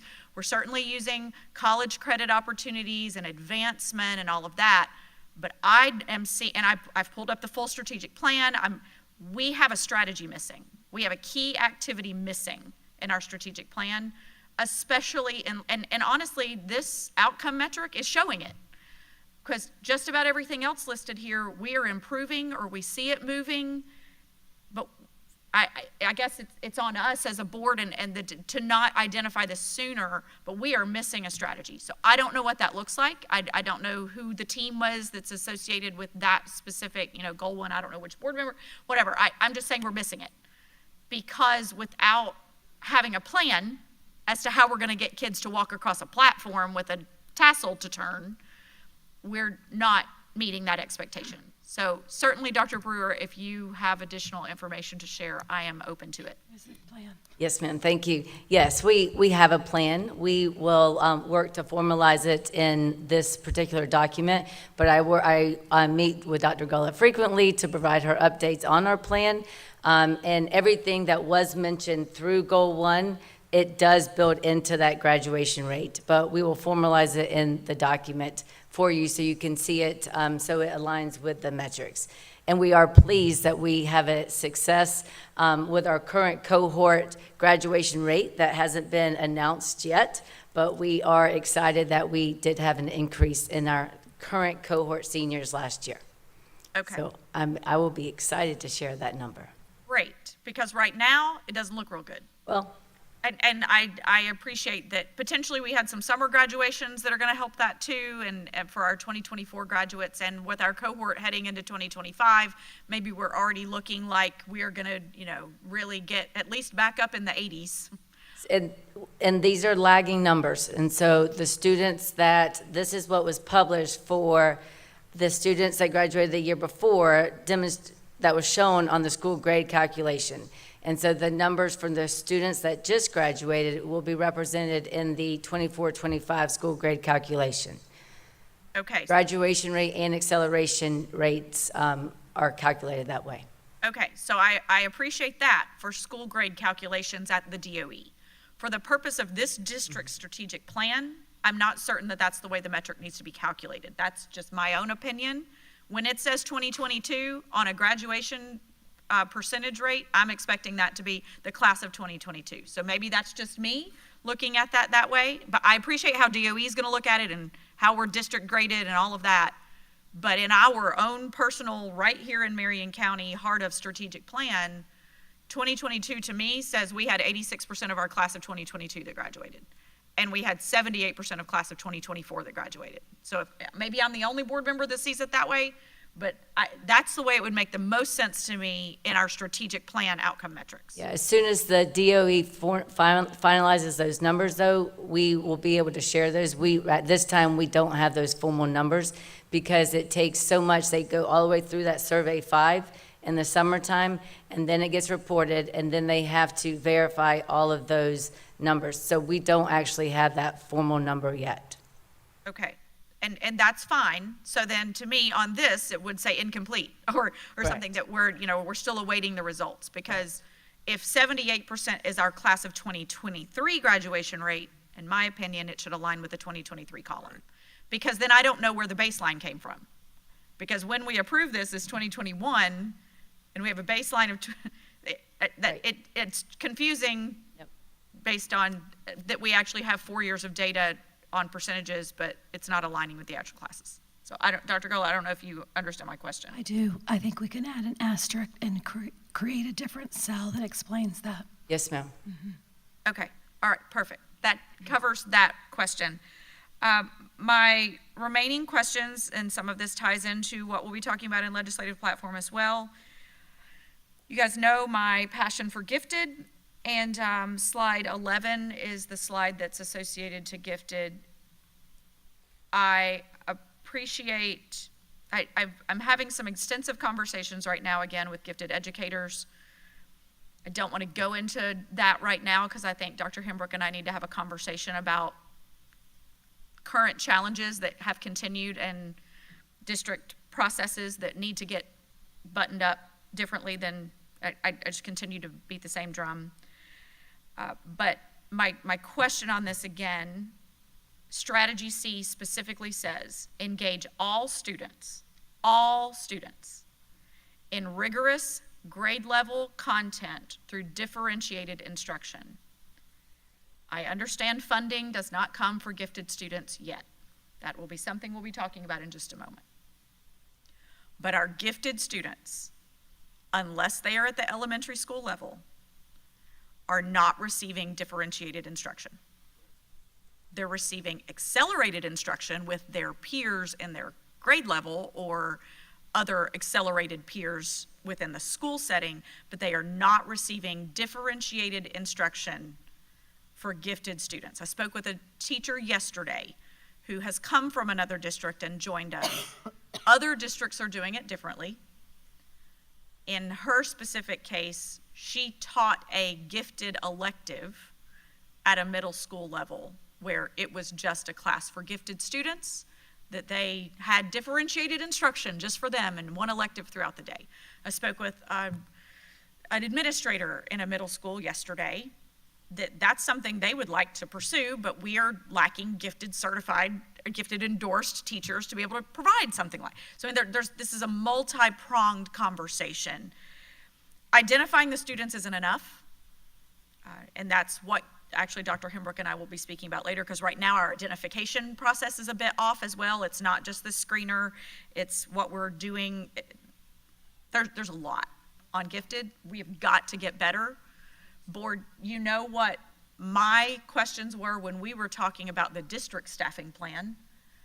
I know we've already voted on it. I will continue to disagree that we removed our program specialist for gifted. It was the only ESE certification classification that we separated out and removed a specific person, and we went with a gifted resource teacher. The person currently fulfilling that role is not gifted endorsed. So I just want to put that out there. This is going to continue to be a drum that I'm going to beat, because as a parent of gifted students, I will not have another family go through what my family has gone through. So this strategy, until we get gifted right, we are not meeting the goals in this specific strategy. Just saying we have a gifted screener is not going to be good enough for me. So that's going to conclude my comments on this. Thank you. All right, thank you, Board Member Campbell. And yes, you have to screen them to know we have them, but then what we do with them moving forward throughout elementary, middle, and high is also critical. All right. Board Member Cummings. Thank you, Madam Chair. I do have a couple of questions. Slide 20. Slide 20. And this is just to get some clarification on something. You guys talked about the summer school and the backpack program that goes home with these kids. They're giving out, I guess, prior to the summer, or is it a family engagement session that they're giving out? Yes, they are given out prior to summer. They're giving out the last family focus when we really focus on our summer slide, and to avoid that, that's when they are given out. Also, when schools ask us towards the end of the year to come out, we have paired with book fairs and different events to come out to speak to parents, and we have many of them. And so we also bring them when we encourage them to keep learning going over the summer. But the majority of the ones that we have, we give away during our last family focus to prepare families for the summer. Okay, so, and I'm just trying to get clarity. We do those family focus at select schools, correct? We do. So if the event is in East Marion, the kids on the west side of the county are not getting them? Well, if they attend, they would get it, but I understand your point. If they do not attend, then they would not have access to that resource. Countywide, that's what I'm asking. So it sounds like it's only accessible to those that go to those family engagement events, correct? For those that go to the family engagement events, also, we have our ESOL resource facilitators that will connect with schools as well, but it is 6 weeks of summer, so towards the end of the year, they will connect with different family engagement events at schools, and then they will pass them out there as well. And the other question I have with this is, excuse me, so when we give them this backpack with these learning materials in it, how do we track the success or non-success of this? Are we just giving them a backpack because they're there? Are we signing them out to the kid and we know which kid hasn't? Are we coming back and doing any type of data drill down once they come back to school to see if this has been effective or not, or if they've even used it? Because some kids just say, I got a backpack with some free stuff in it and go home. I mean, what are we doing as the follow-up behind just giving them the backpack? It is, we do collect a sign-in sheet for them when we pass them out to our families, and there's also our professional learning that goes with it and sharing with parents the utilization of it. However, we cannot be certain that all parents use it, the full program throughout the school year, because they are provided to certain students and not all. Vice Chair, did you have something on top of that? Yes. I don't know. I know that the struggle is we provide a lot of resources and a lot of opportunities, and the challenge is to get people to show up and to get people to use them. So we considered at the end of the summer providing some sort of incentive. If you, I think, did you say 6 books are included and there's 6 weeks. Okay. Mm-hmm. And so, I don't know what that looks like because I don't know what the books are, but if you bring that back at the beginning of the school year and you've completed the 6 activities, you get to have lunch with the principal, or you get to invite a friend, whatever that looks like. It doesn't have to be monetary. That there's some sort of follow-up for encouragement, because I can see it being just kind of like what you shared, Reverend Cummings, that going home and sitting in the corner and they forget about it till they, head back to school. So just would like to see some sort of incentive to try to round that out and bring the conversation back. And I'd like to see some type of, some data on if it's effective or not.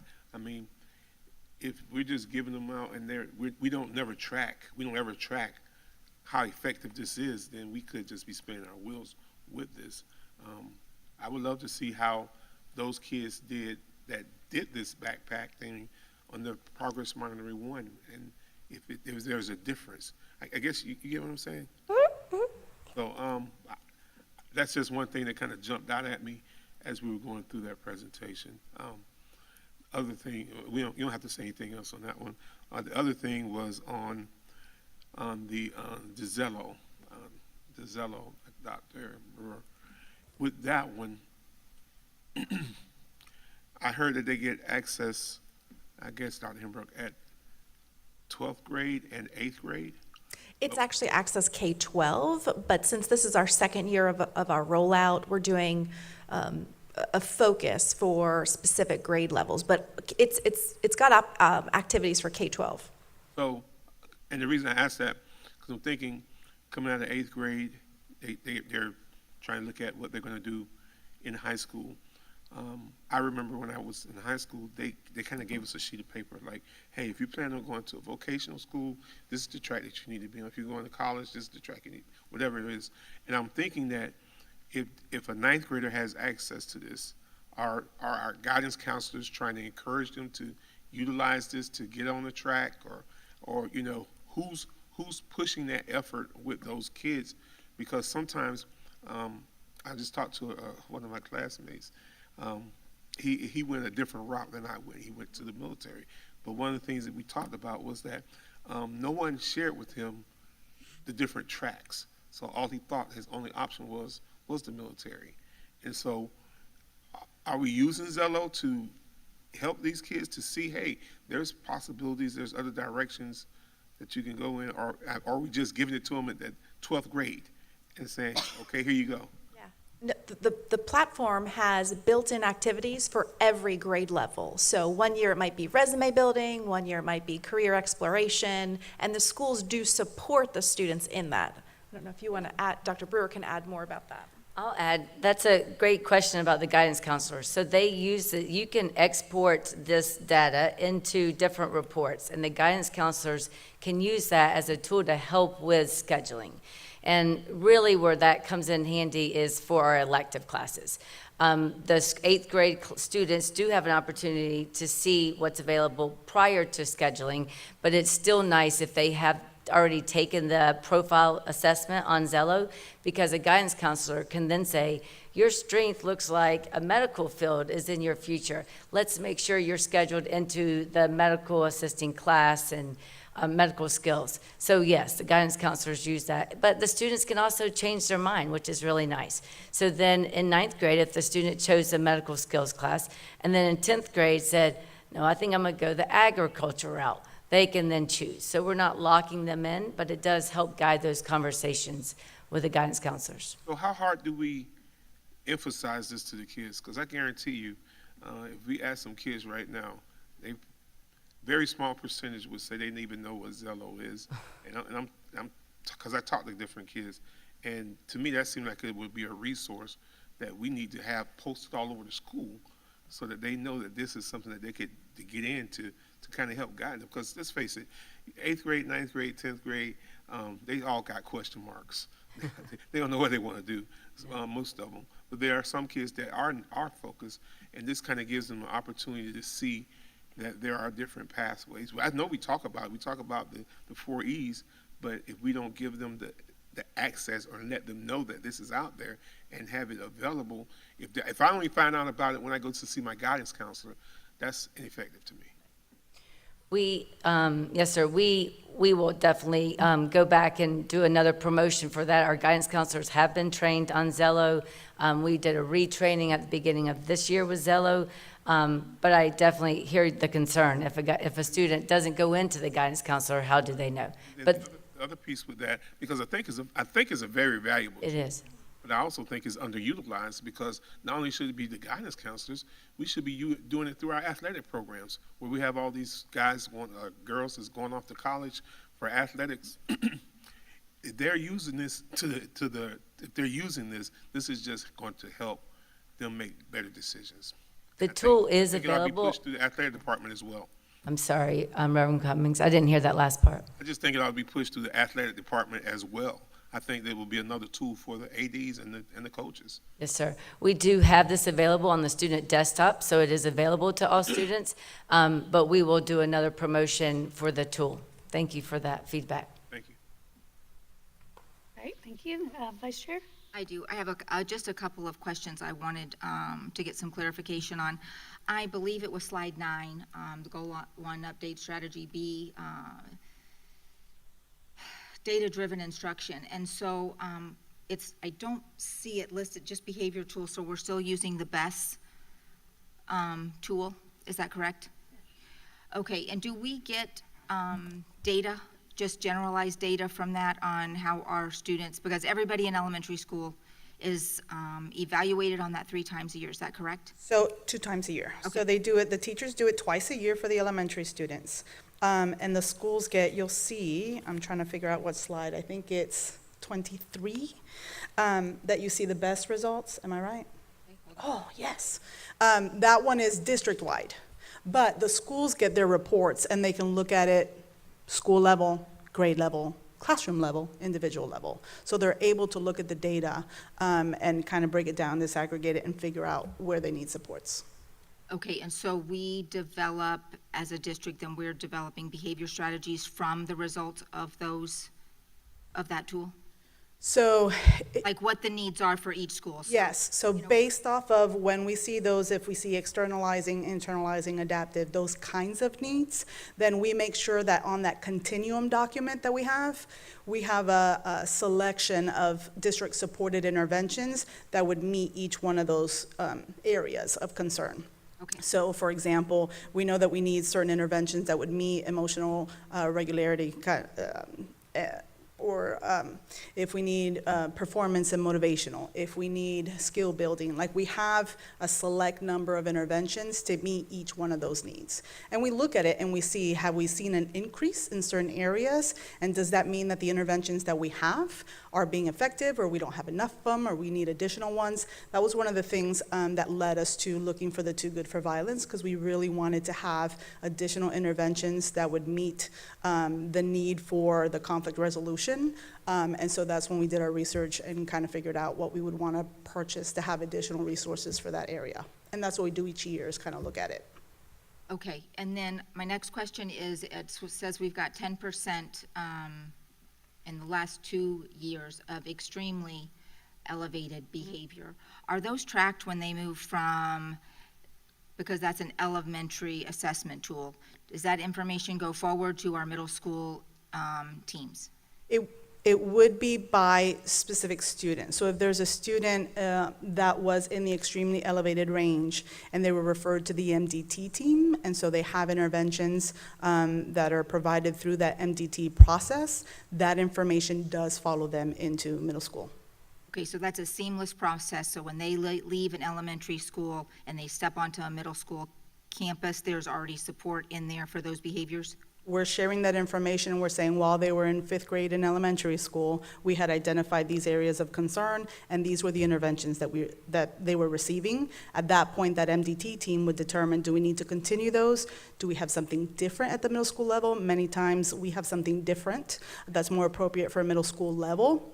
And so they might say, we're going to continue intervention, but we're going to continue it using a different intervention or using a different strategy. But they have those notes, and they're able to follow that student unless the student has met whatever goal they set, and they said they only need to be monitored or they no longer need the intervention. Okay, all right, and then my next question is still slide 9. Tiered ELA and math interventions and intervention continuum documents, all of those things. And then when we slide down to the next slide and we're looking at the percentages for our FAST data, I am interested in separating that data and including attendance. And so when I think about this group of kids that are on Tier 2 and Tier 3 instruction, and I think about what the MTSS process looks like and the role of the team at school, I would like to know as a board member, are students that are Tier 2 and Tier 3 that are showing up consistently to school, what does their growth look like? And our Tier 2 and our Tier 3 students that are not consistently coming to school, because we talk about attendance every time we're up here, we know it's a challenge, what their growth or their lack of growth looks like. And so I I would like that data to be sorted out a little bit. Okay. We can work on that. Okay. I will say, when we're working with those students and we're developing intervention plans, we do use the attendance data. So that's one of our exclusionary factors. So we want to make sure initially, before we say we think that there's an academic deficiency here or skill deficit, then we want to look at the attendance first and say, are they getting here? Are they getting the instruction? Are they receiving interventions that we've done previously? And we address the attendance first before we move forward with anything else. Likewise, we continue to monitor that while we're doing the academic intervention. That's part of the fidelity of it, right? Agree, and just from that exact statement is, it's really hard from the instructional position to track fidelity when the student doesn't come. Right. So an example, my MTSS was first thing in the morning. Well, guess who came in at 9:30 every day? They missed reading instruction every day. So there was no fidelity. Their number would be in here saying they're getting instruction, but they're not getting instruction. So that's kind of what I'm looking for, is to see our students that are showing up and getting in the interventions, what kind of growth and return are we seeing on that? And then our kids that are not getting that instruction, what is that doing? Yep. What is it, not doing? So I'd like that to be included somewhere along the way. I did on slide 12. I just wanted to give a quick shout out to our teachers. When we did the learning camp a couple of weekends ago, a month ago, just talking about meeting the needs. Did I give the right slide for that? Hold on one second. No, I think it's slide 12. So grade level content and differentiated instruction.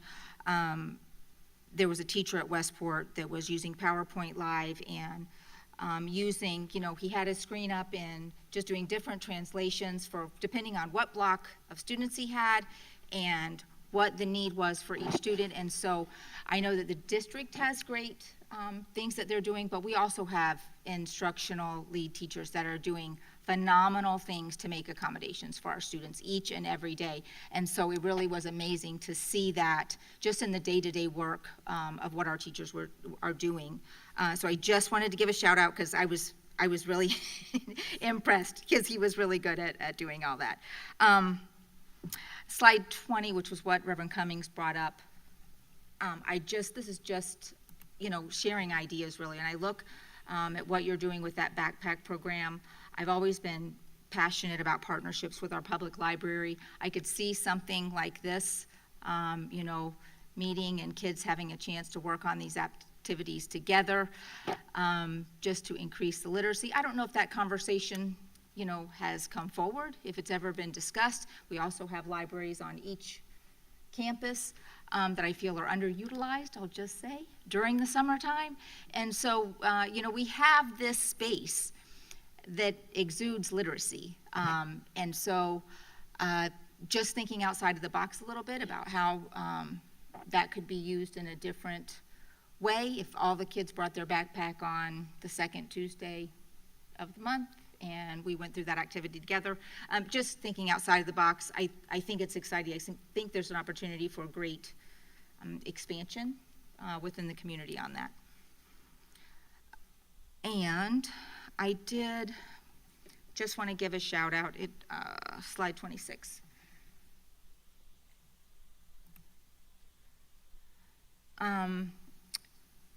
Just Miss Beckett, your Facebook page, I just wanted to say, is phenomenal. It's one of, I hate to say it this way, but I'm going to say it this way. It is one of the few school Facebook pages that I just really, your team of parents and who, I don't even know who was all on your, but they are always sharing positive events and activities and things on there. And so when I look at your growth and your expansion and your involvement, I really enjoy that piece of communication from your staff and your school. And so I just wanted to take the opportunity to say thank you for your guidance and leadership and helping move that forward. It's kind of what you envision all of our social media to look like, which we know it doesn't, but it's a great example. Yeah, come on down.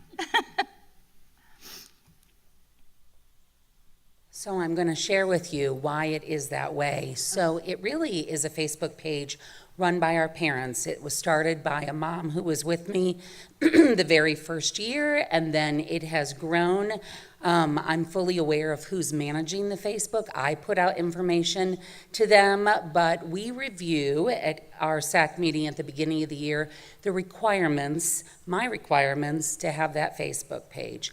That being a teacher is a hard job, and that we want to make sure we're elevating teachers and education. And so when we put things on that Facebook page, it is to do just that, to elevate our teachers, to celebrate them, and to celebrate the students in the class with them. And so we're very clear about that. We're also clear about that if there's a concern and it's being shared with one of our administrators over the Facebook page, that's to be directed back to me, because as they know, they can always come to me and we can work through individual issues. And then our other key element connected to that is that it's an opportunity to share things going on in our community. And so that's a lot of that as well. So they have done a really good job, but they know the parameters, and I have a SAC meeting this afternoon, so I'm going to be sure to share that with them, because they take great pride in what they put on that Facebook page. They absolutely should. So thank you for being strategic in that, and the way that you have organized and lined that up. It is, I would say, 100% a success. Thank you. Yeah. Ms. Beck, yes, and it is a model, so please feel free to share it. Right, yes. With other early educators, because it really is very uplifting. I do have, Ms. Beck, can I ask you one more question? With your page set up, I haven't noticed this, but I'm just thinking a little strategically myself. Do you monitor, you go in and delete if something negative is posted in there, or have you had to? So they really haven't had to, except for one time, and so it has to be approved by them before it posts. And so they keep in close contact with me. I'm not a Facebook girl. However, I do create posts for them in Canva, and they put it out strategically, but I do have my leadership team that is on there. And so, and again, we have active parents that stay in close contact with me, and so, you know, I pretty much know what goes on there, and you're right, it is a place to kind of celebrate the students and what's going on campus. Okay, thank you. Mm-hmm. Thank you. Yes, Board Member James. Awesome. So I just had a few questions. Going back to slide 6, we highlighted how we're using coaches, CASs on our campus. One of the things that we had a discussion about in a recent meeting was a change in job description, which talked about using them and utilizing them in different roles. One of the pieces to this pie graph that maybe I'm missing, but we absolutely last year, which I believe this is a reflection of last year's work, used CASs in the classroom for direct instruction for vacancies. And so I'm just wondering where that information is captured in this pie chart. Yes, thank you. So the pie chart you see is school support provided by program specialists at the district office. Yes. Not school-based coaches, basically. Yes, but we sent program specialists to cover classrooms last year. Some did. Right? And so my question is, in the spirit of transparency, I don't think that the information is reflective of the work that those program specialists did all year last year. Because if I'm understanding this correctly, this is a look back from the way we used the resource last year. Is that correct? Correct. These are elementary program specialists in this pie chart. Okay, so I just think, and I'll just note, I guess, that my understanding was in the fall of last year, we sent district-based program specialists to schools to serve in the capacity as instructional teachers for a period of time. And that is not captured here, and it was a part of their job that other duties as assigned, and so that's not necessarily reflective of the CAS job description, so I'll clarify that because that was inaccurate of me to say, but I just think that that is something that we're asking them to do, and it should be reflective in here, was my only point on that. Sure. I don't think we had. There is a rumor, one other thing, there is a rumor in the elementary world that if the results of PM3 for third grade are not where they need to be, we're dropping UFly, because we will have essentially had these kids on UFly for 4 years, and the data will not be, if the data doesn't support that UFly is working, then we're going to drop UFly. And while probably the same people who are saying this and don't want to use UFly were very against it when it first came, they are now huge supporters of UFly. And so I just wanted to be the voice for them that says, not regardless of the data, because we always want to be informed in our decisions, but they do believe very strongly that UFly is working to improve their instruction in their classrooms. And so they would like that at least to be used in conjunction with the data to make a decision about continuing to use UFly. Because, I mean, we all know UFly came on and we've kind of followed this cohort of kids who've gotten UFly for 4 years now. And so what is it going to look like when we put it to practice? And so I just kind of wanted to speak for the teachers, I guess, on that, because they don't want to lose UFly. First, I want to go back to the school support graph for just a minute. The elementary program specialists did not sub or cover in classrooms. Okay. So the work that they did is what is reflected on that chart. Okay. So you might be thinking about maybe secondary program specialists, but. Yes, and I don't see where on this it says elementary. Yeah, it's elementary. Okay, so that to me, I guess I missed that, but that was not clear because it doesn't say elementary on this, so I was thinking all of our support. Sure. And the UFly, that is a rumor because this is the first time I'm hearing that we're doing away with UFly if the scores are not where they need to be. With any program, we have to evaluate it at the end of every year based on data. We start talking about resources as early as January for the following year, looking at our data, and we start planning our budgets and the items that we're purchasing. So we haven't even had those conversations yet, but I can assure you we're going to be using data to make decisions about what we purchase, but we have not had any discussions about getting rid of that program at this time. We have to teach foundational skills in K through 2.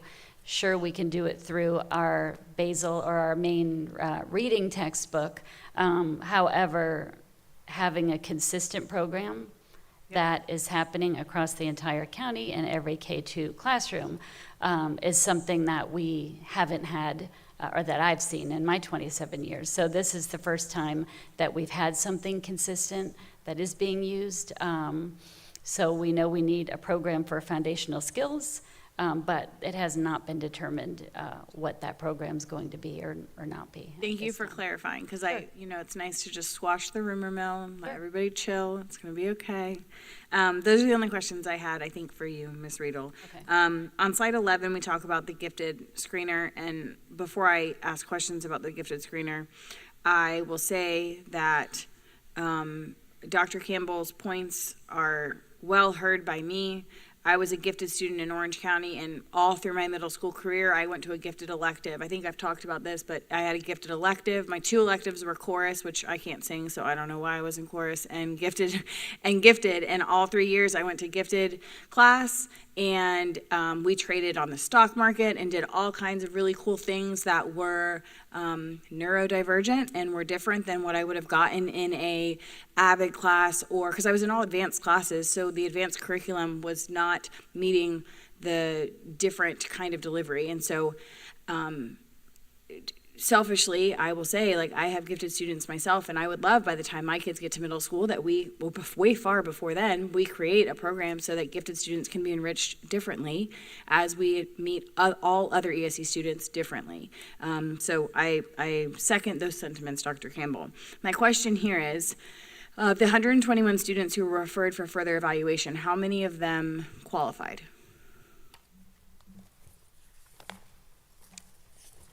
And if you don't have the answer today, that's okay, but. I do.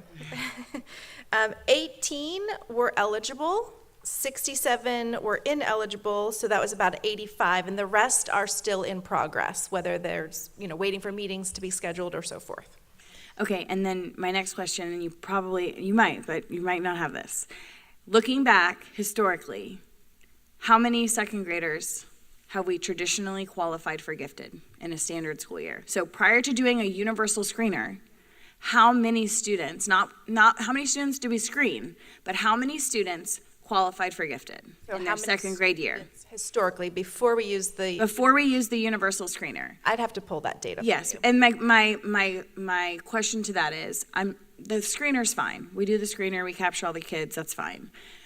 I think that the number of students, I would be interested to know how statistically significant it is, the number of students who are qualifying now with the screener who we weren't catching before by just basically looking at their traditional performance in the classroom. And so I would love to know the difference in that data.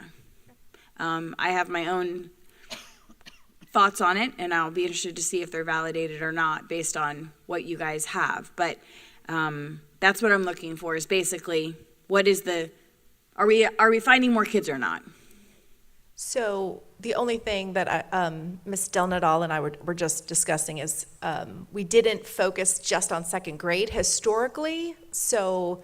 No, I just mean in second grade though. So you'd want me to just look, that was my clarifying question. Yeah, like how many students, because obviously we have a heightened focus now in second grade, but I mean, if you want to do a look back that captures K2 to encompass kids that may have been identified prior, but, I also, not that I think that we are dragging our feet, but I do think there is definitely a narrative that says, well, they're going to get screened in second grade, so we're not going to do a screener in first, unless the parent is asking for it, because we have kids who are exhibiting gifted-like behaviors, and we're waiting to screen them until halfway through, and then they are not being evaluated and staffed until halfway through third grade, which, just to digress very quickly, I've had a conversation with Ms. Williams-Jones, and my request is that these evaluations occur and the eligibility meetings happen in the summer. So whatever the evaluations need to occur ahead of that, but we need to be bringing staff in to have these students' eligibility meetings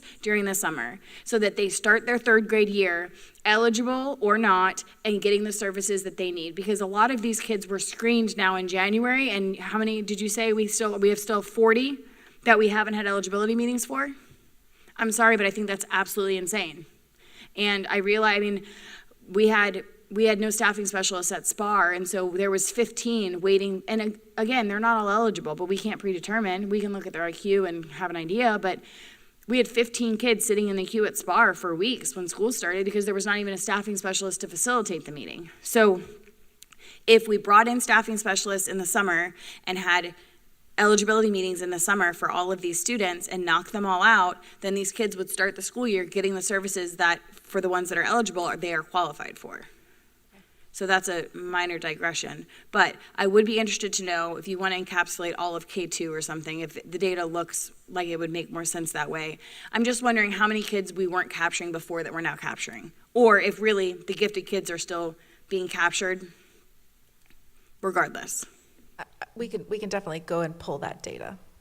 Thank you. That was my question on gifted. Did you have something you wanted to add, Dr. Kimball? I do. You've just received an email from me just a moment ago. I think the further clarification of that, I think beyond the 121 students, is that obviously is a nonverbal screener. So you'll see in the email, one of the questions I'm asking is, how many of the students who tested really high on a nonverbal screener, because that's a computer-based screener, then are not qualifying for gifted? Because that's a concern I have, is that of that 121, that then we put them in some kind of face-to-face testing scenario that they don't do as well in, and they may be really high on this gifted screener that's nonverbal, and then we're still not putting them with gifted services because I think there's a lot of additional questions about the face-to-face screeners that we're using, or the KBIT versus the GR. Like there's a lot in the email if you haven't already read it. Yes, and we are, so I have some optional meetings scheduled with gifted teachers online if they can make it. I'm going to explain to them how that decision was made to use the KBIT. We use the Naglieri in second grade, and then we use the KBIT for all other gifted referrals. And so I'm going to have that opportunity to explain that to gifted teachers, and then they're going to get some more specific training on that. I think, did you want to say something? I did. Ms. Del Nadal, no. Yes. That one. Just to kind of address that a little bit. So, and part of the reason why we went with a nonverbal screener was to widen that net and to catch some of these kids that typically we wouldn't get referred. So some of our multi-language learners, those kinds of things. And then following that, when we are evaluating the students, we do look at that. So not everybody gets evaluated using the same measure. It's not like we have 1,000 measures to use, but we typically try to use a measure that will play to the student's strengths. And if a measure is used and we see that there is a split, so we see a student, like you're saying, that's very, very high in one skill area and not the other, we typically will go back and say, okay, well, let's provide, if we have to do a nonverbal measure only because that's the area of strength for the student, we'll do that as well. So we really try to make sure that these evaluations are tailored to the students rather than just be a cookie cutter kind of evaluation. Okay, I appreciate that. I'll be interested in the data whenever you're creating the information for Dr. James. I'm certain you'll share it with all board members, but you can see that both of us, and I'm sure several other board members are quite passionate about what we're doing in gifted and not doing in gifted. So, Dr. James, I'm sorry to interject. Nope, you're good. I have one more question. And Ms. Beck and I have had this conversation. Well, first I want to say I love Fordham. I love Fordham Early Learning. I love what we're doing. I obviously have a special place in my heart for early learning. And I think that's fundamentally where it all starts. And if we get it right, we can completely transform the path. And Ms. Beck, I don't think you have the answer to this question, so you don't have to come up unless you just so desire. But what's going to happen? We have one class of second graders right now, probably 20 of them. And next year, we're going to have 3 more classes, right? So we'll have 4 classes, 2 more classes. So we'll have 3 classes of second graders next year.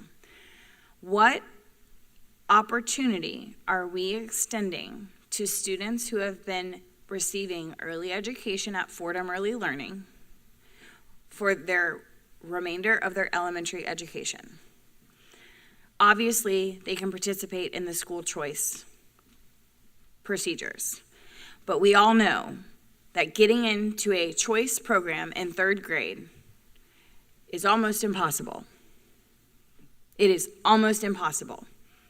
So now, if it was 4th grade, it would be easier because class changes in 4th grade. But from a former administrator's perspective, Ms. Beck does not just want 3rd grade. That is a school grade debacle because you are putting a lot of eggs in for what for her will be one class of 3rd graders. That is a heavy load, and you are putting a lot of stake in one small, very group of students. And I don't mean to speak for you, but I see your head nodding, and we've talked about this. So what are we going to do to extend opportunity to these students to continue their education experience? Because many of them now have been coming to her. She could tell you, but probably most of these second graders have been with her now for K1, 2. This is their 3rd year. Some of them maybe even, this is the 3rd year, right? So, and as it continues to grow, these families, some of them will have been with her for maybe 5 years, pre-K3, pre-K4. And so I appreciate that it's an early learning school, but I think that, and I've said this before, there is a gap in what we are going to do. And to say they can do school choice is a falsehood because we all know the likelihood of them getting placed in Madison Street, N.H. Jones, 8th Street's not school choice, so Madison Street or N.H. Jones or South Ocala is not, and I mean, if SPAR, yes, is an option, right? But the likelihood is not great. Because there's just not, if the rooms are full, the room's already full. There's not going to be this whole great opportunity of extra spots in 3rd grade. So I don't love what is supposed to happen next. And I have not been satisfied with the plan, which is they can do school choice or they're going back to their base school. Now, a lot of these families have great base schools too. And I believe in the work we're doing in all of our schools, and there is a good teacher in every grade in every school in Marion County Public Schools. But these parents chose Fordham for a reason. So how are we going to continue to offer them an opportunity for enrichment and choice? Because we're basically taking it away. And I know that they signed up for this, and I know all of those pieces, but I don't love it, and I wish there was a way that we could either, I don't know, I don't know what the solution is, but I don't love it. And so I guess this is me saying to the board, like, do we care about the plan? I mean, I know we care, but like, do we care to change the plan? Do we care to have a conversation about it, what it looks like? Or are we just literally saying, may the odds be ever in your favor, and sending them to school choice window, and that's it? Great question, I'll say, because when this school first opened, I was like, they're not going to want to leave. We need a Fordham 3.0, 4.0, and 5.0. You know, something. I would like to think that if there were spots available, that there's going to be principals that will welcome these very well prepared kids, which is always good. You know, there are some kids that are a little harder to sell. These kids are going to be easy sells, but finding a spot for them where they're going to continue to excel the way they have and are doing in your program would certainly be, that's what we want for every kid. So I think it does warrant further discussion, brainstorming, ideas, you know, bring them. I think we all want the same things for all kids. Go ahead. Thank you, Chair. And thank you, Dr. James. What a great point. So I was in a unique situation with my oldest two children back when Dr. N.H. Jones was not just a lottery school choice. My students came in as a second grader and third grader simultaneously because they had independent gifted screeners that classified them to be at Dr. N.H. Jones. And by the grace of God, there was a spot open for a second grader and a third grader. That's how I got into public school. We were a private school family. And we got into public school because of that. Because my kids had wonderful K3, K4, all that privately, and were wonderful opportunities opened up here in public school. I say I'm probably similar to your families at Fordham, wanting unique choice opportunities for my youngest learners, because my kids were always in play-based daycare, even when they were 2 years old, at play-based educational opportunities, daycare, I should say. And so that has only enhanced their educational opportunities as they've gotten older. Such a great point. I absolutely concur with everything she said. I want to know the plan. I don't know that the plan can be we're reserving 5 spots or 10 spots a year per magnet school in third grade for these students. I don't know that that can be the plan, because how do you prepare for that? How do you have any idea? As we continue to open up magnet choice options, we might be able to hold 5 seats here, 5 seats there, something, but that's only if we continue to expand. Obviously, South Ocala with the new IB opportunities they have there, and SPAR with the Aviation Academy, but those are unique.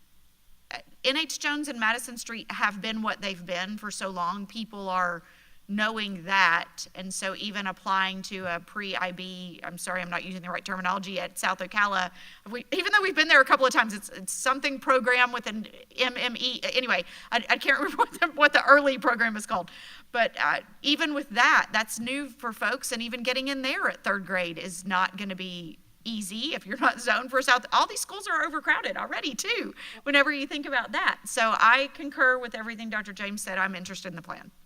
And if I might add, yes, so I just pulled up the attendance report to take a look at some numbers, and I still love that we added fish to this so that we can make really informed decisions on hand. So we have specialized programs for other ESE students at South Ocala is one of them, and I'm not sure how many ESE units South Ocala has, but maybe somebody knows off the top of their head. It's somewhere close to 5. I think it might even be more than 5. With the pre-K ESE and then self-contained ESE, I think there's 4 or 5 specialized ESE units there. It doesn't have to be perfect, but my point is, if we started strategically moving our ESE units to other schools that have potentially other availability to afford us an opportunity to place other programs like this, because I look at CF and Santa Fe have a direct connect with UCF and UF, and so a student goes to Santa Fe and then they meet whatever set requirements, and then there's a direct connect to UF. if we're going to have Fordham Early Learning, there needs to be a direct connect to another program. And if the parents don't want to choose, if you graduate Santa Fe and don't want to go to UF, great, okay, fine. But we need some kind of direct connect for these parents and these families. And so if South Ocala, you know, I don't know if this pre-IB program is going to be K and up, but like, the issue is if you already have 2 units K2 and then you add Ms. Beck's what will be 4 units eventually, right, of second grade. If you do a direct connect and you have 4 units of third grade, you know, third, fourth, fifth, you're talking about an additional 10 units potentially at a school just for a direct connect from Fordham, and that's significant. And so, I mean, there's literally one elementary school that's close enough, which would be Oakcrest. No other school really besides Reddick has availability. And most of these families are not driving north to get to you. Most of these families are kind of in town and around town driving to you. So that would be my first potential solution, is moving some ESE units off of South Ocala's campus to accommodate the expansion of a direct connect program. But that would just be my kind of board member vantage point recommendation, but some kind of direct connect that families have the opportunity to choose into, but don't have to. Maybe they want to go back to Hammett Bowen. Maybe they want to go back to their base school. But if they don't and they want to execute their direct connect, I feel like we should extend that. So Dr. James, I will say to your point, many of my families do live within the area up on that north end. Now that's not always the case. I've got actually a couple parents that come all the way from the Marion Oaks area or from Bellevue area. Again, to your point, they're looking for a program that's a little bit different. But I would say you are correct. The majority live more on that north end. And to all of your point, you are correct. I've provided all of our second grade families with the Magnet Fair opportunity coming up in November. I have been chatting with several of the families. Some are looking at private options, some are looking at their base school options, but certainly not opposed to a direct connect kind of idea. I don't know what that would look like, but you're right, this will be my smallest cohort ever, and then from there it will certainly grow. So, because I know what I've got coming up in first. How unfortunate would it be to have had this student for 3 or 4 years and MCPS lose them the year that we get to test them because they're gonna go to private education? How tremendously unfortunate would that be for us? We've spent the last 4 years doing what we've been working on, growing our early ed, strengthening early ed, giving them all of the foundational skills they need, and then we don't even get to capture their third grade achievement because they're gonna go to private education. That would just be really, really, really unfortunate. So more to my point, we need some kind of connection so that we don't lose them. That's all. I don't disagree, and thank you for bringing that up. Again, we haven't had that issue to this point, but this will be the first year that is certainly something that our parents are having to contend with. So, thank you. That was my only point. So, board, we can discuss however we choose, but I'm done with my comments regarding the presentation. Okay, thank you. And yes, it makes perfect sense to me. It's something that, had also been in my mind very early on. When parents latch on to something, it's like finding a great teacher at a great school or a great school, and they're having a great experience, and then they get rezoned. They don't like that because they found something that worked. And so pathways, we have pathways for all kinds of things. And I think that there has to be opportunity to provide pathways, not just to finish elementary school, but then, who are these kids becoming? What about middle school? Are any of them gifted? It just opens up a lot of opportunity to continue to refine pathways for each and every child, even our littlest ones, even our Fordham Foxes. So, great conversation. And Dr. Gullett, I know you're taking notes and following and thinking, and likely might even already have a plan that you're going to present to us, but certainly hearing a lot of appetite from the board to, really make something definite so that these parents have some good choices. Okay, were you done, Board Member James? Yes, I'm done. Okay. All right. As we finish this one up, I just wanted to circle back to and it's really not any questions, I don't think, but in the spirit of bolstering gifted education. And I think about summer contracts for our employees. There was a time when there was some pretty robust summer work available for employees, and then there was a time where there really wasn't any because we just didn't have the money. And the kids come to school 180 days, but that's not even the case anymore. You know, we're doing a lot with our extended school year and all kinds of options for kids in the summer that have been so well received. And it would just seem to me that it would be a cost savings to address the kids through the summer like we do with ESE pre-K screenings. You have to have the people, you know, that are willing to come in and work a summer contract to do those kinds of things. But for the kids to actually be prepped, ready, have an idea of where they're going to go, we know who they are, the receiving schools, know. So much gets lost in the transfer and the timing of things. And it always distressed me, when it seemed like they knew exactly how to serve a child in elementary, but then when they got to middle, it was almost like, well, they're in middle school now, let's just see how they do. Worst statement ever, We just need to have the opportunity, and it's a budget thing, as well. But again, I'll say that being proactive on the front end usually is less expensive than being reactive on the back end. So those are my thoughts on not just gifted education and screening, but whatever kids need to try to continue to provide those supports at the critical times so that they'll be ready and have a good place to go when school, quote unquote, really starts. Just kind of looking over to see what's already been said. I had similar thoughts on the learning backpacks. I thought, wow, these are really neat and cool and colorful, and they're probably not cheap. So I hope they're using them. That's kind of what floated through my head. And so we've already spoken on that. I was really glad to hear about the Habitudes being updated, the resiliency curriculum, because that is something that I had heard, that it was ripe for that. So, and that was going to be one of my questions. So that's awesome. Thank you. Love the community outreach. It's Mrs. Harris now, right? She's still here? Yeah. I see, I'm working on it.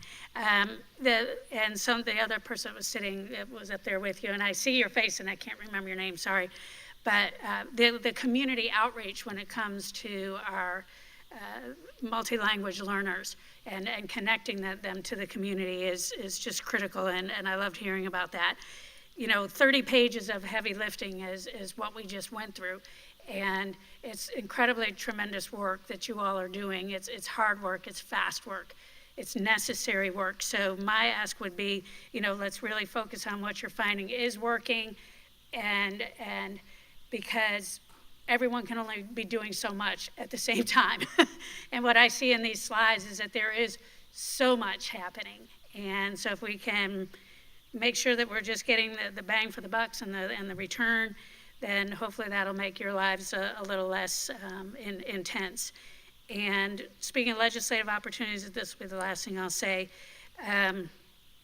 We're pushing hard as a board for the legislature to start considering career and technical education pathways to a diploma, that look different, but that's still a regular diploma, because to Board Member Cummings' point, and to my point has always been, if what a kid feels like they're coming to school for is relevant and engaging, you're not going to have behavior problems, and you're going to have much better attendance.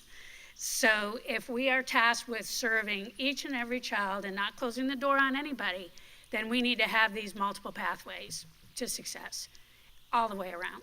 So I love what's happening with career and technical education. I just saw a blurb on Facebook last night or the night before that 75% of students want to explore different careers before choosing one. Okay. So they're telling us what they need, what they want, and what's going to engage them. Lots of hands-on opportunity and exposure to the quote-unquote real world. So I just hope we can continue to capitalize on that great work that's already being done. And I think in the long run, it'll just continue to benefit us. So that's what I have, and thank you for the great presentation. All right, is there any public comment? Hearing and seeing none. All right, I guess we're moving on to our legislative priorities, which is a board discussion. So, Board Member Campbell, you want to lead us off? Sure. Why not? So, Board, you received, I think electronically, both of the documents. You also have in paper form for you. I'm going to reference our school board legislative priorities that we've already discussed, and then also take you to also the FSBA draft legislative platform that has been determined and how the language may vary and how it may be similar. I want to first, before we really delve into that, give you guys a couple of dates. The first one confirmed this morning is that our Marion County Legislative Delegation meeting will be January 8th at the College of Central Florida. So that is the date. Typically, we all go as much as we can, and we all walk forward at the same time and present our platform. But I know this is November 7th. We do have until January to completely finalize everything that we want to do. But certainly today, I want to get it as close as we can, because we may be having individual conversations with legislators and all before that, and having the opportunity to do so. So mark your calendars for January 8th. The other date I wanted you to consider, or dates I wanted you to consider, as we have traveled to Tallahassee during committee weeks, Dr. Gullett and I were looking at some calendar dates yesterday, as well as speaking with Jessica Janasiewicz on recommendations she had. Please look at February 12th and 13th, one or both of those days. The 11th is a Tuesday evening board meeting, so potentially if we got up there on the 12th for meetings on the 12th, then possibly also on the 13th. We don't have to decide that today, but right now, those are the best dates that fit with the committee week calendar, as well as when our work sessions and board meetings and all of that are. So February 12th and 13th, if that works for you, if one of them works and not the other, anyway, so that we can move on from that, but just wanted you to kind of have those two dates. Certainly January 8th as a placeholder, that is a save the date, and February 12th and 13th to be considered. Okay. Dr. Campbell, real quick, is there a tentative time for the 8th? The 8th, usually there's a lunch, and so then it will probably be 1 o'clock is whenever, and we won't know the agenda. We're usually like third or fourth on the list. The newly elected Senator McLean's office is responsible for that agenda. So when I get that, I'll let you know. Can we just ask Elaine to go ahead and send us a calendar invite? Yes. Thank you. Thank you. Yeah, I just got that information this morning from soon-to-be Senator McLean's office, so I wanted to share that with you while I had it first thing this morning. Okay, perfect. So let's talk attendance. So I think I've already shared with you when representing Marion County at the FSBA platform development, all of our recommendations were heard loud and clear. This one made the priorities directly. It is number 3. What their recommendation is just to eliminate the 90-day calendar period and not recommend anything in its place. So I wanted to ask, our detailed recommendation was to amend all of the statute numbers to strike the 90-day calendar period, and we were recommending to add a time frame.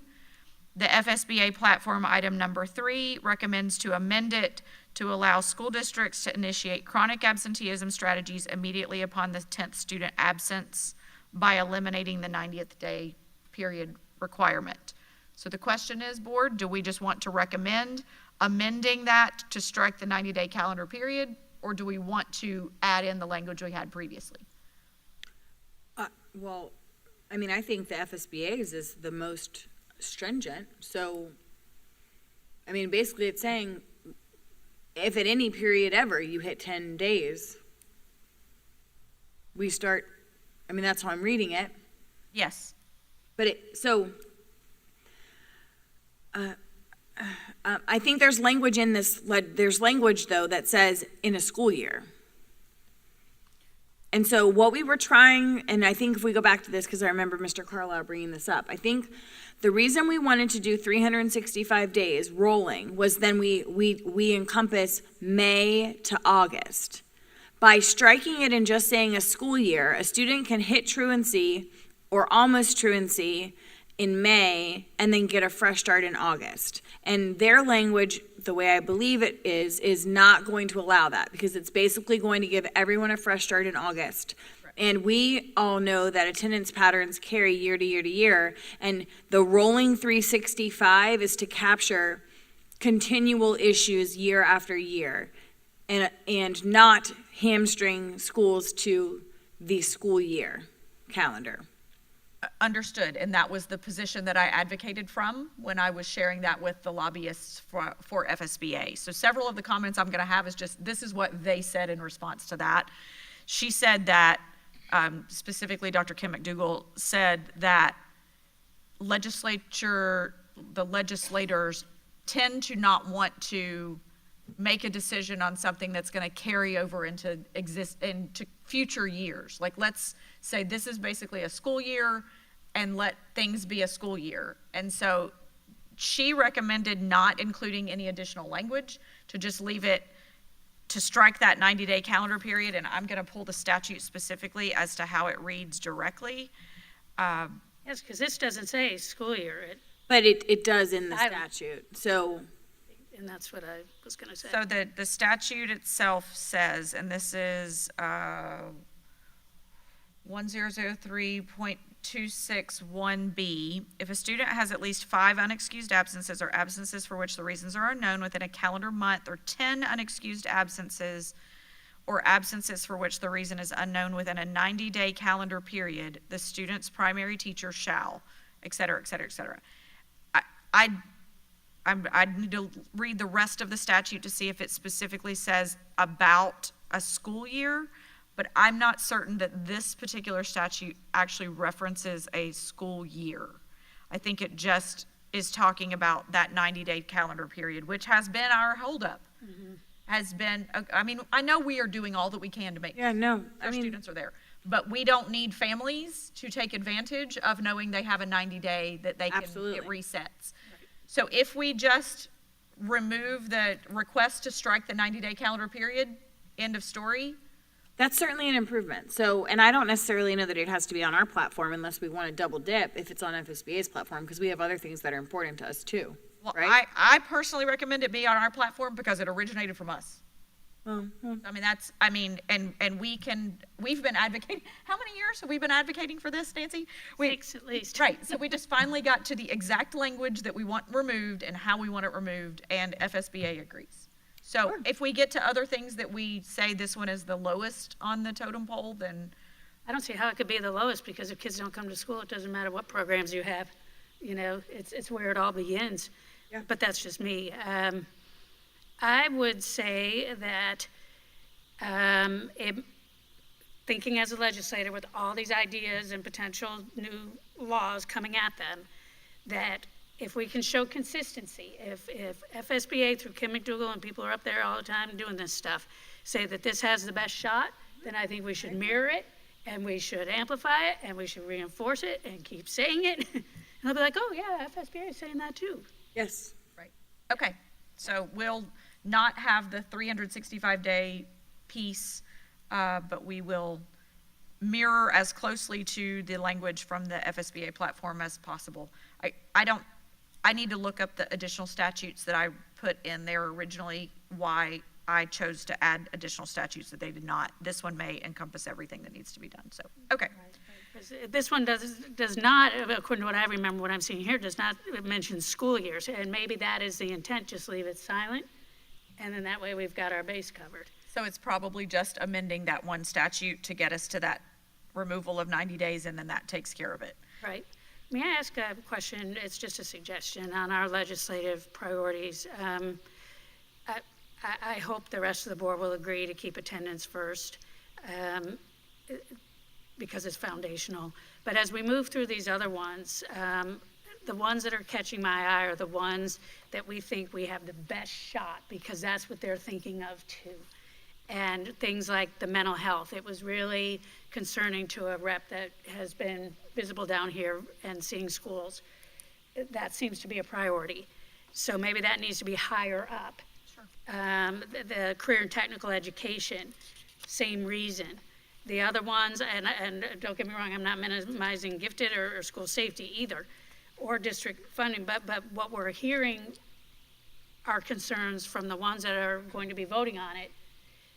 Let's face it again, with the enormity of everything that's being proposed to them, are they going to remember the top 2 or the top 3, and maybe not so much the others? I think that the list matters, the order. Agreed. I think if we land on the specific language for each of the topics, then we can reorder, if that's okay. We can do that at another meeting, because we have. Sure, we have a little bit of time. From mental health perspective, there isn't an actual in the FSBA platform specific to mental health. So I want to talk about that in a minute. I can talk to you about how the conversation evolved, but if we can go on to the school district capital funding piece. Yes. It is the very last bullet on the second page of the FSBA platform. So I want to explain what the conversation was and how we might want to use our own language. I think that we were saying to course correct capital funding disparities by increasing capital funding allocation per pupil.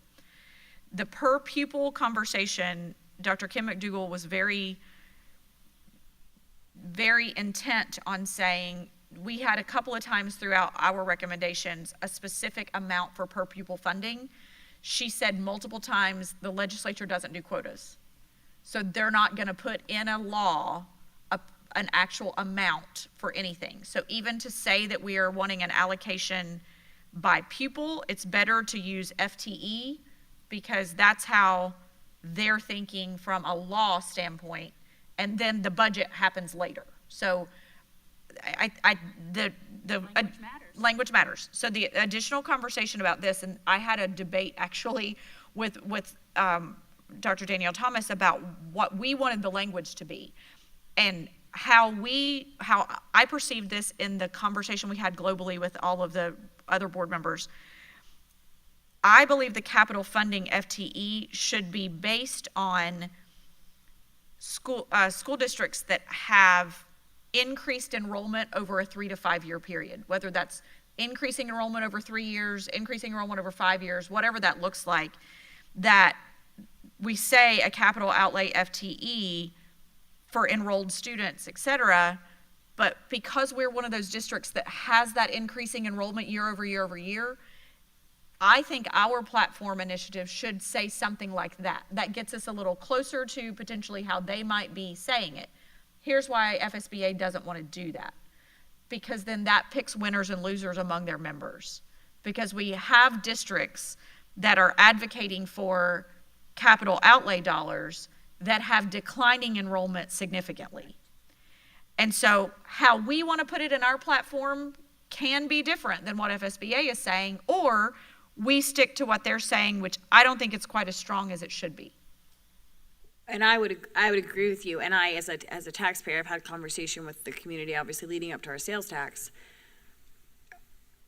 If I was a taxpayer in a community with dwindling student enrollment, I would have a hard time justifying the need. I can see it, but if I was sitting just in a taxpayer seat, why do you need more money? Just start closing schools, merging, doing different things, right? And so I can appreciate FSBA's perspective because they're representing a large group of school districts, but our needs are reflective of many other districts' needs who are experiencing the same pain point we are. And so I kind of think we create one and then reach out to other school districts who are experiencing the same thing we are and say, this is kind of what we're doing differently than what FSBA's is to speak specifically to the needs of growing districts. And it may be, sure, and it may be, yeah. So I think it's possible that we may need to, I'm going to use the word massage, what we currently have and what they have and create something that says calculate capital outlay FTE and course correct funding disparities for school districts with increasing enrollment over a 3-year period or something like that. Like, so I think it's a combination of the two pieces rather than what we currently have and what they currently have. So if we want to do that language work now, we can, or we can just say, if we all agree that there is something that we can do there that's kind of a combination of the two, we can continue to work on what that might say. Or are we non-specific and we just say, districts with growing enrollment year over year need more money, and it needs to be represented in the formula. And so, and give them the leeway to make that decision. Because sometimes I feel like if we're over specific, then I'm like, can't do that. And then they don't change what we ask. They just say no. And so maybe we just say, here's the issue. More kids are coming, and a piece to this, which isn't really included, and we could get really in the nitty gritty, is our land mass of our district is this large, and these are the pain points. And say, we need more money because we have growing enrollment. And let them, because any bone they throw is better than the bones we got, so. Agreed. I'm just writing some language here. So perhaps it's course correct capital funding disparities by calculating capital outlay FTE for districts with growing enrollment. Calculating it differently. I don't know that it's currently calculated at all. Oh. There's not a capital outlay FTE. You're right. All the money, because we've approached this so many different ways over the course of the last 4 years. Locals are supposed to pay for it all. We talked about PICO dollars, and so we're lottery, right? Now, if we're just saying course correct capital funding disparities by calculating a capital outlay FTE for districts with growing enrollment. I think that is vague enough to give them opportunity to do with it what they want, personally. And then, because if we're over specific, then they're just going to say no. But maybe someone would hold on to this and say, okay, let's throw them an extra whatever per student.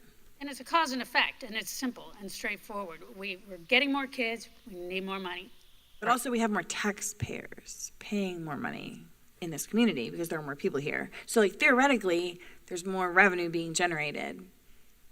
But it's not enough, and our community. Not for us locally. What I'm saying is the taxpayers are here, and because we all know I had a conversation with Teresa again on Monday night about the rollback and the this and the that, and it's so complicated.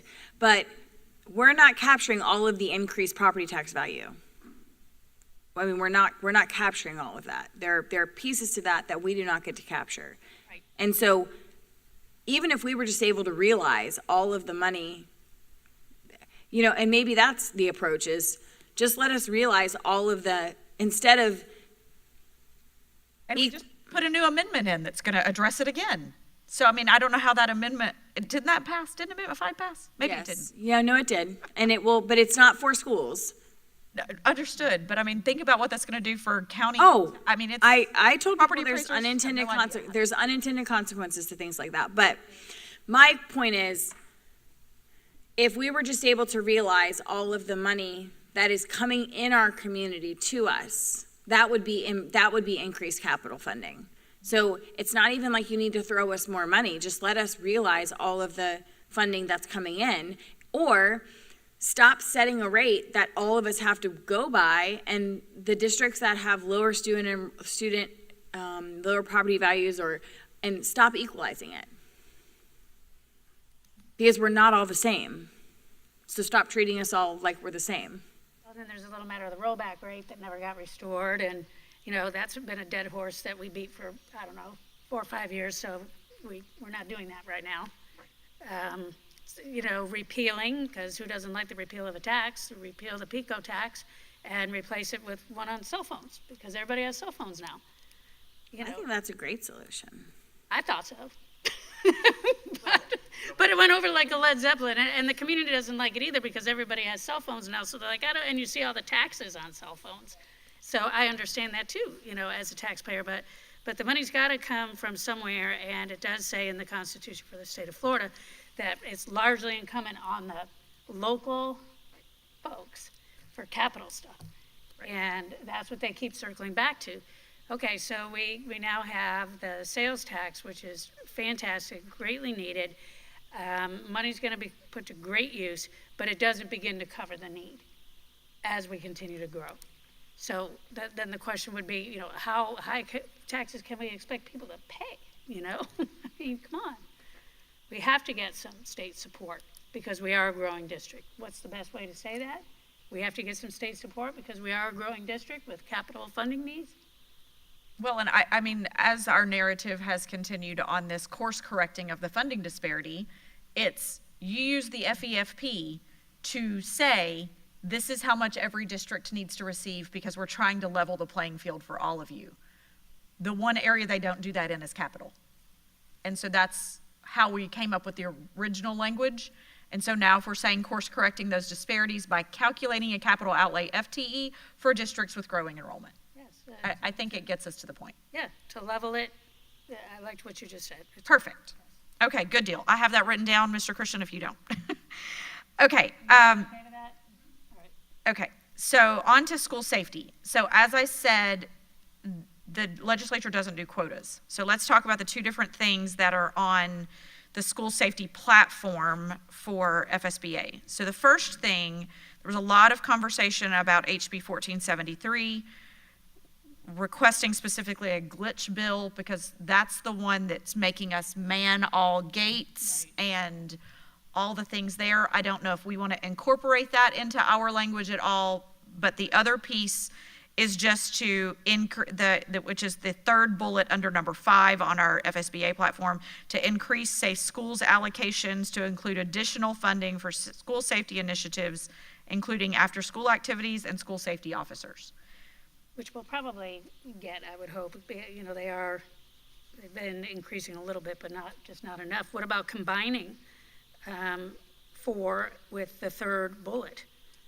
And I'm fine with that too. Then it's mirroring FSBA a little more, and it becomes a little long. But I mean, I could certainly get behind like a request for a glitch bill, but there's a piece of me that says if our specific conversation we had previously was centered around funding and funding alone, we go with their bullet number 3, and then when we go talk to our legislators and we leave our FSBA platform additionally, we talk about that glitch bill, because I'm certain there's going to be something that comes up this year.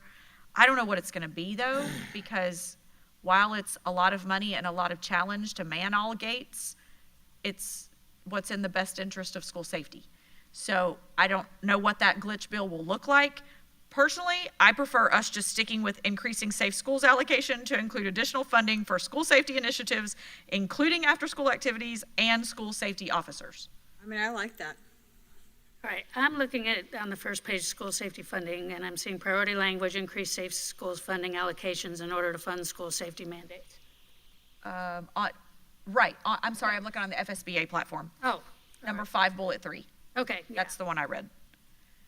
So if we use that language as our actual, or we can use what we had before, which was increase safe schools funding allocations in order to fund school safety mandates. I think theirs is a little more specific because including after-school activities and school safety officers incorporates more. I think theirs is, using their bullet. Yep. So use their language? Use there, right? Yes. Okay. So instead of what we had, we will use, and you may or may not have that already, but we'll use that language. Okay. Let's talk mental health for a minute. So there's been several things to talk about on this. First of all, the where mental health landed on the FSBA platform is specific to number 5, bullet 2, that says increase mental health allocation to permit additional evidence-driven mental health services and provide up to 20% flexibility to school districts' recruitment and retention efforts for school social workers and guidance counselors. So that's the specific language for FSBA. As you recall, some of the information that we wanted to center around was more based on the career tech side of things and the course offerings. So I have been in communication with, first of all, going to the Bellevue Career Tech Expo thing they had. And Dr. James knows because I went straight to the teachers and was talking directly to them, and then the rest of the team was trying to leave me on the tour. I was like, okay, I've gotten the information I needed. I at least got the right name of the person I need to talk to. So we are offering a class right now at Bellevue that incorporates a bit of the certification. Part of the challenge with offering that certification is that it's not on the master credentials list, so we're not receiving CAPE funding for it because it's not on the list. So in speaking with Ms. Driver in Career and Tech Ed, There's another Palm Beach County is trying to work on this as well. That, there's some requirements about those certifications. We're also working directly with CareerSource because they're the ones that actually help with CAPE and how that legislation, they're the ones that are a part of that legislation. So the new certification that we're offering for students is going to be great when we have a certified teacher doing it. I don't know how we want to address this entirely. I think certainly increasing mental health allocation is going to be a piece of it, but I also am really passionate about understanding that career pathway that we need to be providing for students. So board, I'm open to suggestions if we want to work on this for the next month and see if there's additional movement that happens on it. Ms. Driver did say that as they're continuing to navigate that she's going to keep me posted and appreciates that we're willing to advocate. At FSBA, so let me get to that. When I brought this up, what Dr. McDougall told me to do was reach out directly to the Vice Chancellor of Career Tech Education. She doesn't believe it necessarily needs to be a legislative platform piece because it may not be legislators that really need to drive that. It may need to be a DOE thing, and then additionally with this master credentials list and so forth. So I haven't done that yet. I wanted to have this conversation first because I wanted to see, she said that it doesn't really take the legislature to get to what we're trying to do on that specific piece. Now, if we want to incorporate mental health from the FSBA platform to say increase the mental health allocation and then provide flexibility to school districts for recruitment for social workers and guidance counselors, I'm all in. And then if we secondarily want to go after, work it through the Vice Chancellor, I will be at the Excel and Ed conference next week. And when I attended that 2 years ago, the Vice Chancellor of Career Tech was there. So I don't know if the Vice Chancellor will be there this time, but I have no problem sidebarring if we think that's a direction to move forward. But in the meantime, I do think we need to have mental health on our specific platform because one of our legislators asked where it was.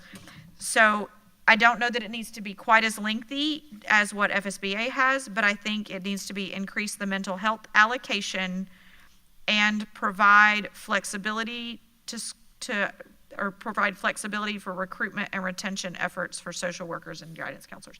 Like take out that 20% and all, and the evidence-driven mental, that's going to be implied in my opinion.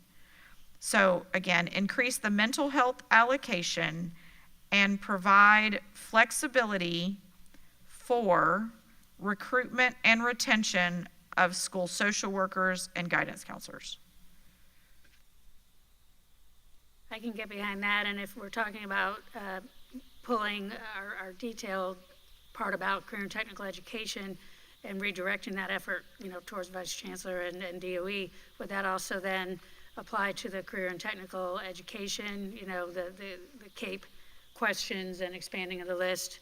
Would that be removed as well? I believe it needs to be removed off of our platform. There's another district that had this exact same thing. I can't remember which district she was from, but she said, you need to research the REACH Act because really the career sources around the state are the one that have driven the CAPE list, and you've got to work with them, and it's just a ton of bureaucracy written in. So I think that it might be a conversation when we're in Tallahassee to sit down with Kathy from this Senate President's, how do you pronounce her name? Mazurek? I can't pronounce it. Mazurek.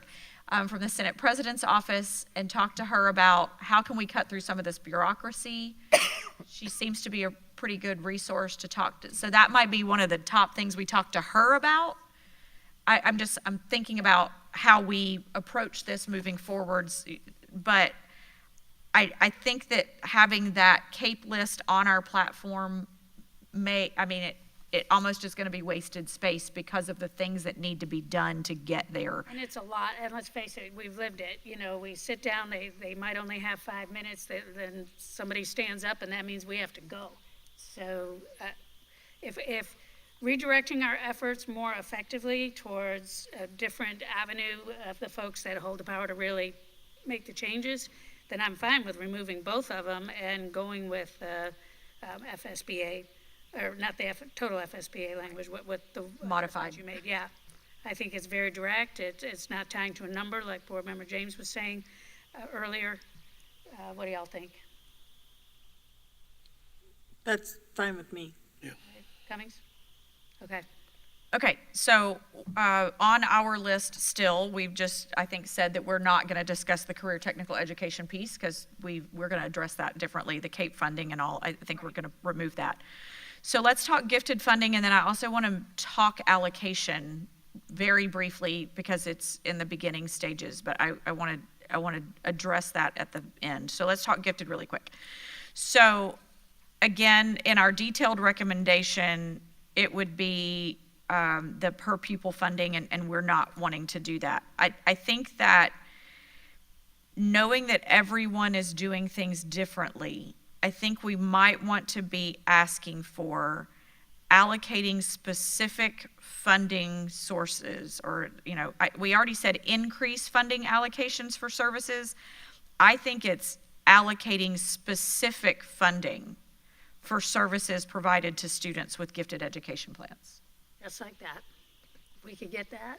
Say it again. So allocate specific funding for services provided to students. Rather than increase funding allocations, I think it's allocate specific funding, and we can get into the detail on that. This, and the way I talked about this at FSBA and talked to Dr. Kim McDougall and Carlicia, everyone in the room agreed. So every school board member, Andrea Messina, they were like, you're right. This is a problem. We all have a need. It is a need. You're right. How do we sell it? And so there is another board member from Monroe County and I that are going to potentially work on how we can sell it and come up with some narrative that helps with that. You're under the ESE umbrella, and it's the only label that isn't separately funded. Correct. Nothing on a matrix. Right. I mean, yes. So to my point, because the matrix drives the funding, why don't we just ask for them to get a matrices? Or to add gifted to the matrix and have a, would it be a 250, 251, 252, where would they land? But because we could circumvent, if we got gifted added to the matrices, and then The team decides. the team decides. Because they could be a 253 because they have behaviors, but they're brilliant as all get out. Do you see where I'm going with this? And then then by turn, we're getting funding. Yes, but what the team would say to you now is, and the way the law is put into place, that they think they're funding this. And certain districts are doing this differently and may not have the numbers of traditional ESE students. I can't come up with another way to say that. Those number allocations that they get that you know way better than I do. Typically recognized. Right, the typically recognized students. We are underfunded for those anyway. So all of that money is going to those students with the most significant. So what you're saying, Dr. Campbell, is you want line itemed money for gifted, so then it can't be taken for traditional ESE students. And I don't disagree with you. I apologize for the digression, I guess, because I get what your point is, which is you want a bucket.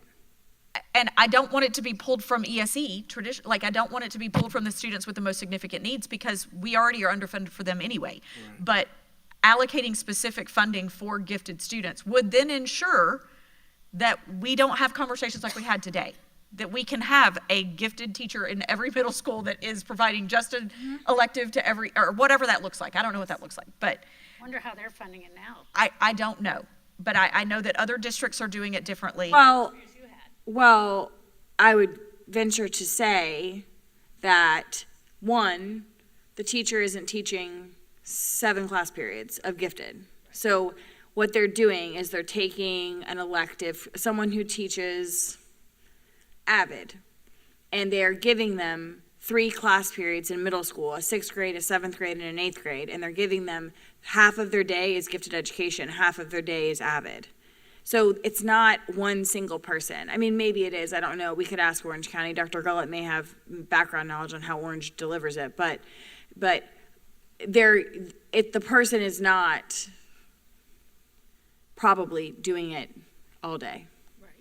So part of the conversation that Sue Wiltansky and I are going to be working on, and I'm getting information from our local folks as well. I got some articles today, just trying to work on some of that narrative as to why this is important, because that's what Kim and Carlicia said. You've got to make it more attractive. That's not what they said, but you've got to sell me on it differently than just saying this is a need. And so I am of the belief that this may be one of those long-term things we need to pull into our platform a couple of years over, because I think it's going to begin this year as an education to the legislature. That they won't have any idea that these students with EPs aren't receiving services uniformly like students with IEPs are. And so I think I'm okay with this being the information year and us continuing to try to bang this drum, as I said today. But if you're okay with allocate specific funding for services provided to students for gifted education, with gifted education plans, then I think that gets us where we want to be on that platform initiative. Yeah, I guess my only pushback would be if the language is too specific, then we can't use it for other things. Like, part of our hang up, part of it is getting the teachers certified. Yes. And so if we say it's for services, then we want the language to be vague enough that the money is allocated for gifted education an umbrella, because maybe we do get creative, but our issue is we need to be able to fund teachers to go get their gifted certification. Because if we could fund them, then we could get creative with our unit allocation to schedule it better. And that's just like an internal scheduling situation that we could do better, but the teachers don't want to go pay to get their gifted certification. Right. And so how do we use the money for that, maybe? Thank you for that, because that was something that I wanted to bring up, and it had slipped my mind after the hours we've been here today. Read it again. So I have allocate specific funding for services provided to students with gifted education plans, but it needs to be more encompassing than that. To meet the needs of students with, To meet the needs, because a need would be for a certified teacher. Right. to meet. Or just services and related professional development, or services and other related. Well, I think if it's allocated, I think allocating specific funding to meet needs of students with gifted education plans, to meet the needs of students with gifted education plans, that might be that global language that then opens up to say, gifted endorsed teachers basically get almost like a master's level credential, and they pay for it out of pocket. They don't have additional stipends. There's nothing that comes to them. These are just a group of people that are passionate about this group of students. And again, I think if I appreciate that, because I think if we alter it to say allocate specific funding to meet the needs of students with gifted education plans, that might get us there. Yeah, well, because the needs in districts are gonna look different. Our needs, I would argue, are a little behind the eight ball. So the needs here are gonna look different than the needs in other districts. Right. Right there. Okay, perfect. So I think we landed on that one. The last thing I wanted to talk about, and then we can talk about reordering, but the last thing I wanted to talk about was just to give you guys a little bit of information. And Dr. Gullett and I spoke about it briefly yesterday. Because we have another couple of months before we really, not fully couple of months, but we have at least 6 weeks or so before we need to fully land on exactly what our little printout needs to say. I believe there's an opportunity for us to have some conversations with our local delegation. There is some appetite for a conversation about a special needs shelter allocation that I believe needs to be a joint request, but I want us to massage what that language needs to be before it landed on our platform as actually something we hand off. I've been speaking with Commissioner McLean about that. Obviously, we know his background. He was a legislative aide for more than a decade. He knows what allocation requests need to look like. He also was really, really interested in pursuing this conversation as we were leaving the Emergency Operations Center during Hurricane Milton. So I wanted to bring that up. I don't know if we want to leave a placeholder for that, if we want to come back to that and revisit it in our, maybe a December work session. I don't know that we're going to be completely ready to say what that allocation request is going to be, but now that we have a date of January 8th, knowing that is the legislative delegation meeting, that puts us on definitely a timetable to say joint special needs shelter. And maybe there was information of the technical working group. I don't know if that was an item on the technical working group agenda or not, but I think it's a prime opportunity for us to start talking about what that would look like and how that potentially could be a joint partnership in lots of different ways with municipalities and other community partners. It didn't come up in technical working group, but there's been conversation off and on, and the county continues to say that they have some things in mind. I think that was how they worded it, Dr. Bellard, is that right? Correct. So perhaps, having a conversation with them that we have this idea to do a joint request, and then how much we would be asking for, how would we determine, that amount of money? Would Preston be able to guide us, on what it would really take? And then maybe they'll share with us, well, no, we don't want to partner with you on that because we have the money and here's what we're intending to do. Maybe so. I mean, Dreams do come true. they did get a 1 cent. I mean, who knows? And right, that might have been something that they've had in their back pocket. I don't know. That's all I know. Well, in the joint workshop in January, I think that it would be great to have Preston have already prepared the cost of a shelter. That would meet our needs. And we can bring that forward as an agendized item to see if they would look into a joint appropriation. I think it would be most appropriate to come from, and honestly, the city of Ocala as well, depending on the location of the shelter, to come from all of us as a appropriation request. I think that the data would support that we seem to be the place people land in a storm.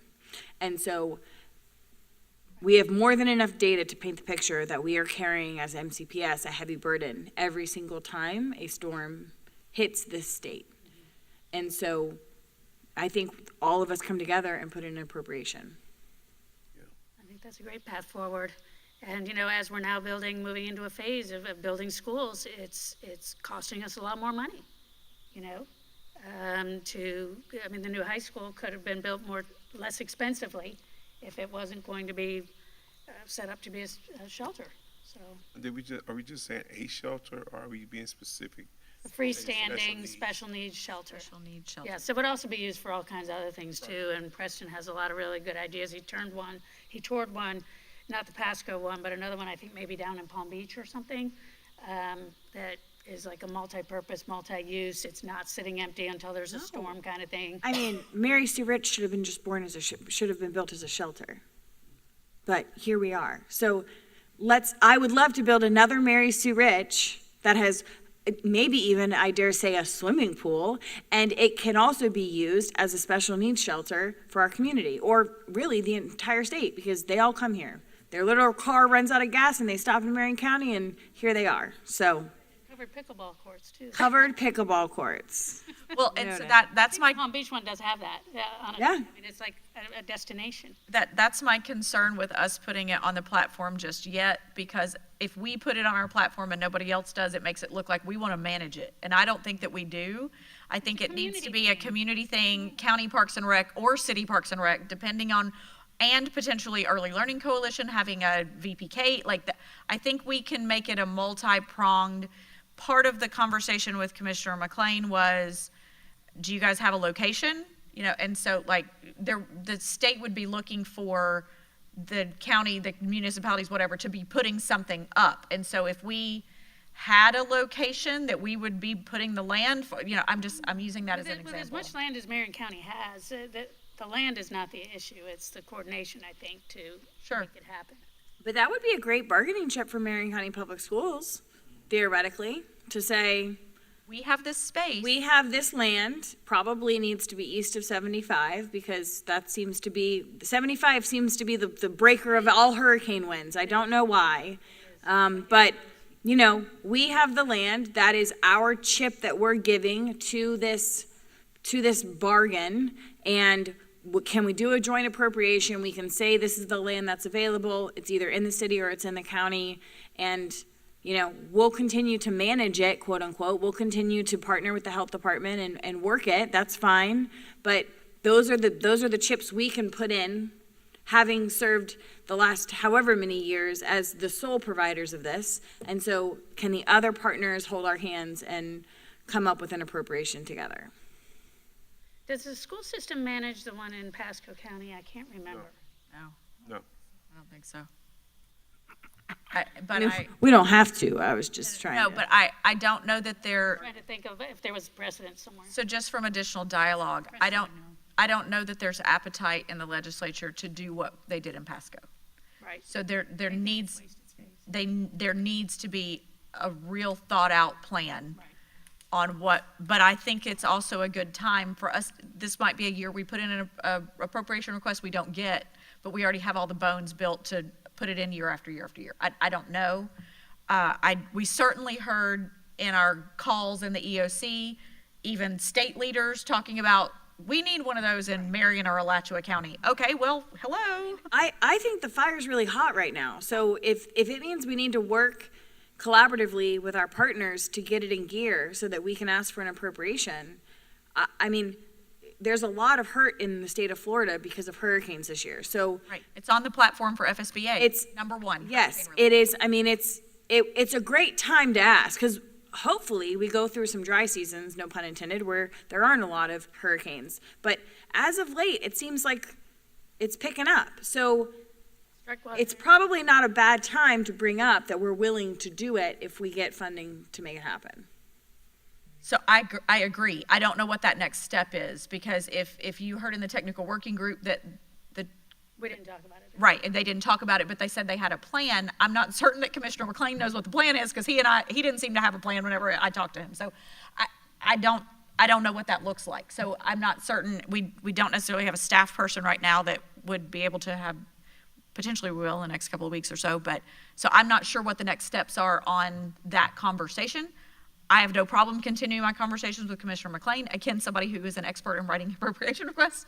But if there's additional conversation that might be happening at.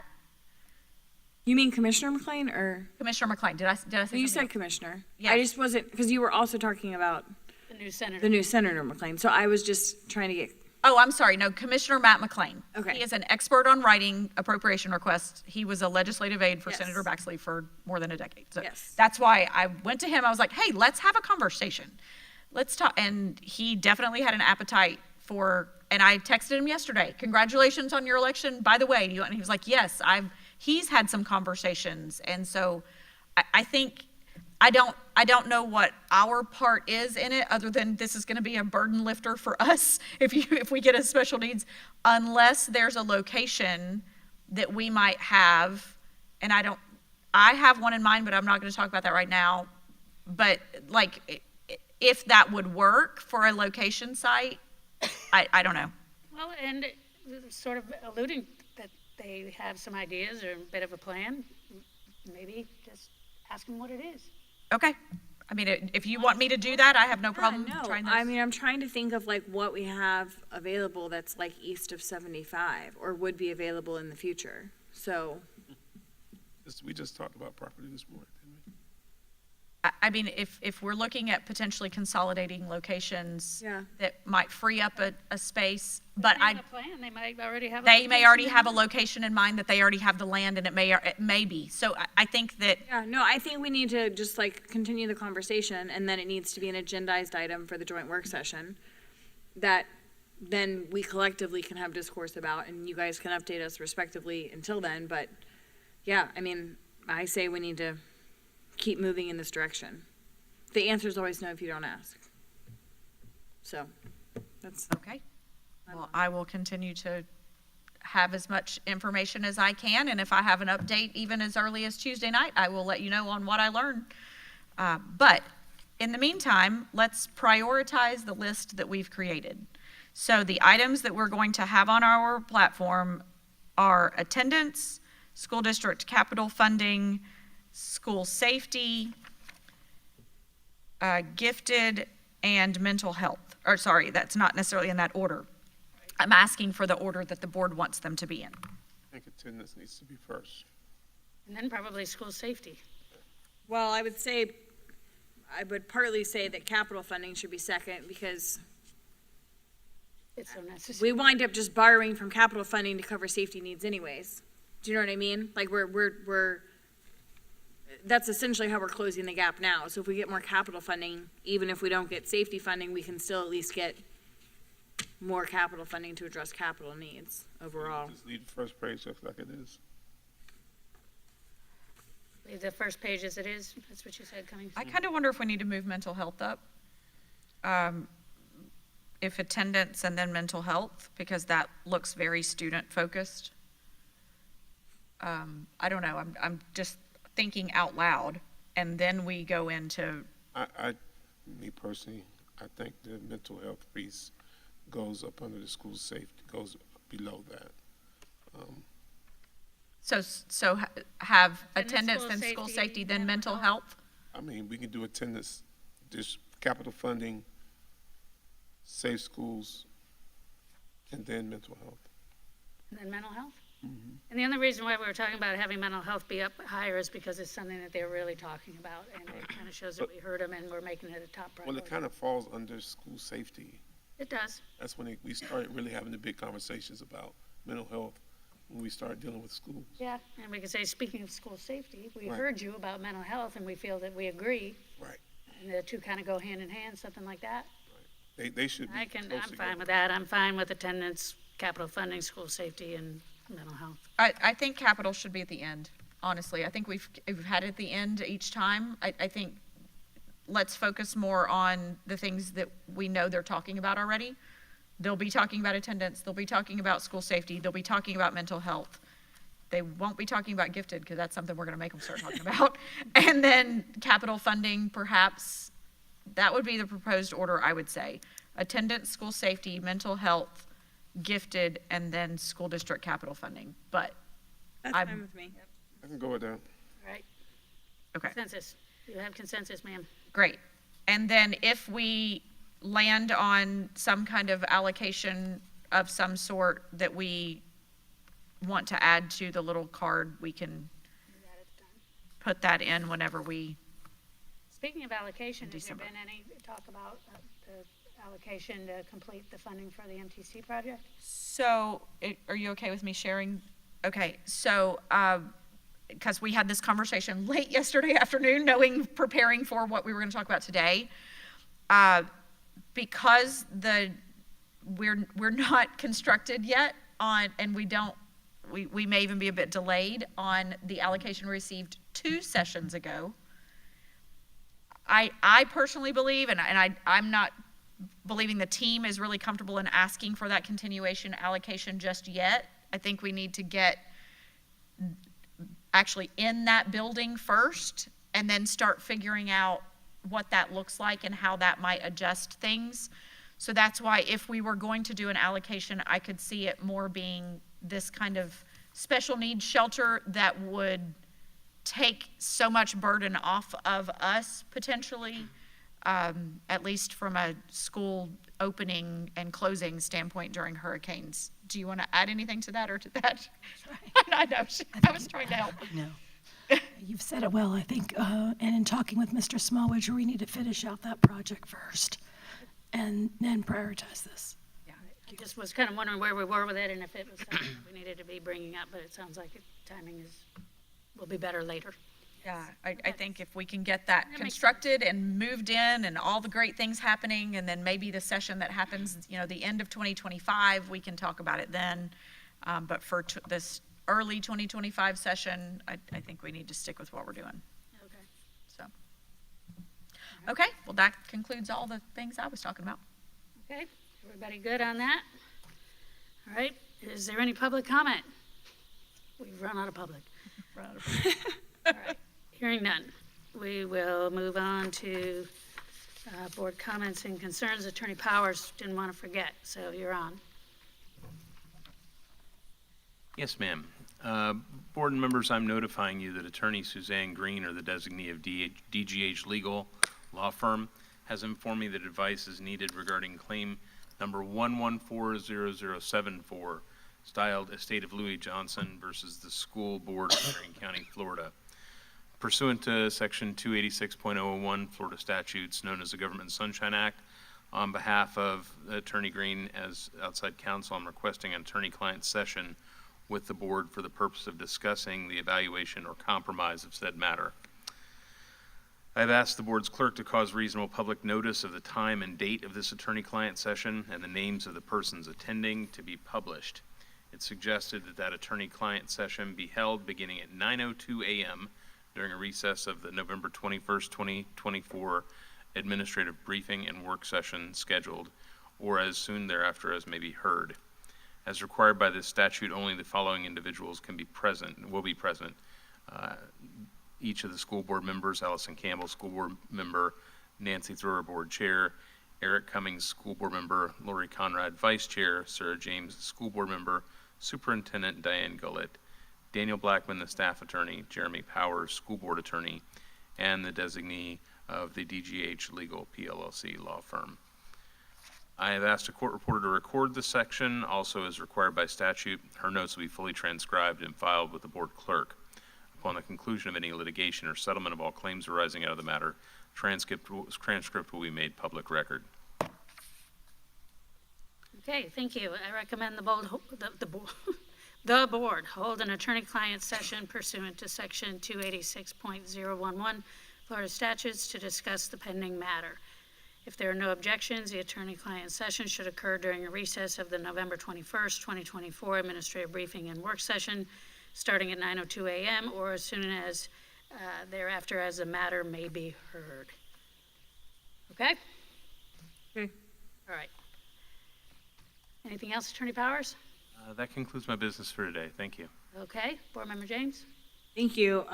We received an email from Dr. Gullett yesterday regarding the procurement procedures.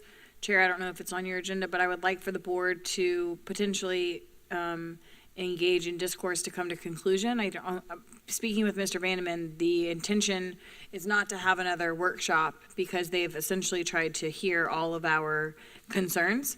There's one that I think is varying from what the board made recommendation for, so I'd like to just kind of have that conversation and maybe come to public agreement on the red lines. And if that's the case, then I would love it published in a information only on a board meeting forthcoming, just so the public can find it somewhere going forward. And maybe it can also be published on the facilities website. And then further from that, I would like to know when we're going to then to the RFQ for Lake Weir Middle School. So if we can, I just want to mention the thing that I think is not reflective of what we said, if that's okay with the board. Okay, so we received the email from Dr. Gullett with the red lines. Almost all of it is, I believe, reflective of the conversations that we had. The only piece that I find to be, I don't think reflective is we talked about when can the RFQ be changed without the board being notified? And the number that's put in is first mentioned on page 3, item C, selection criteria. It's first entered there and it says 21 million or greater. And then the same number is reiterated on the next page, page 4, 21 million. And I do believe those are the two instances in which it is the 21 million is mentioned. After speaking with Mr. Vandeman last night, I think that maybe I was unclear with what my intentions were, but my intentions were essentially to capture that anything that we would be putting out for an RFQ. So the new threshold is 7.5 million. So it was 4 million you'd have to put out for bid. Now it's 7.5 million.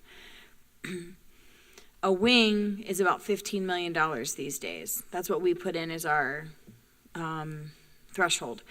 I thought what I said was that I wanted that number to be about 15 so that it captured that they can't change, they can't change the RFQ without bringing it to the board for anything that's going to be a wing or greater.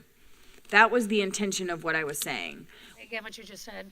So basically, if it's covered dining or an AC job, change the RFQ if you need to meet specific trade specifications. But when we're going out for a wing, which we just wonderfully got a sales tax for, so we have 5 wings presumably in that.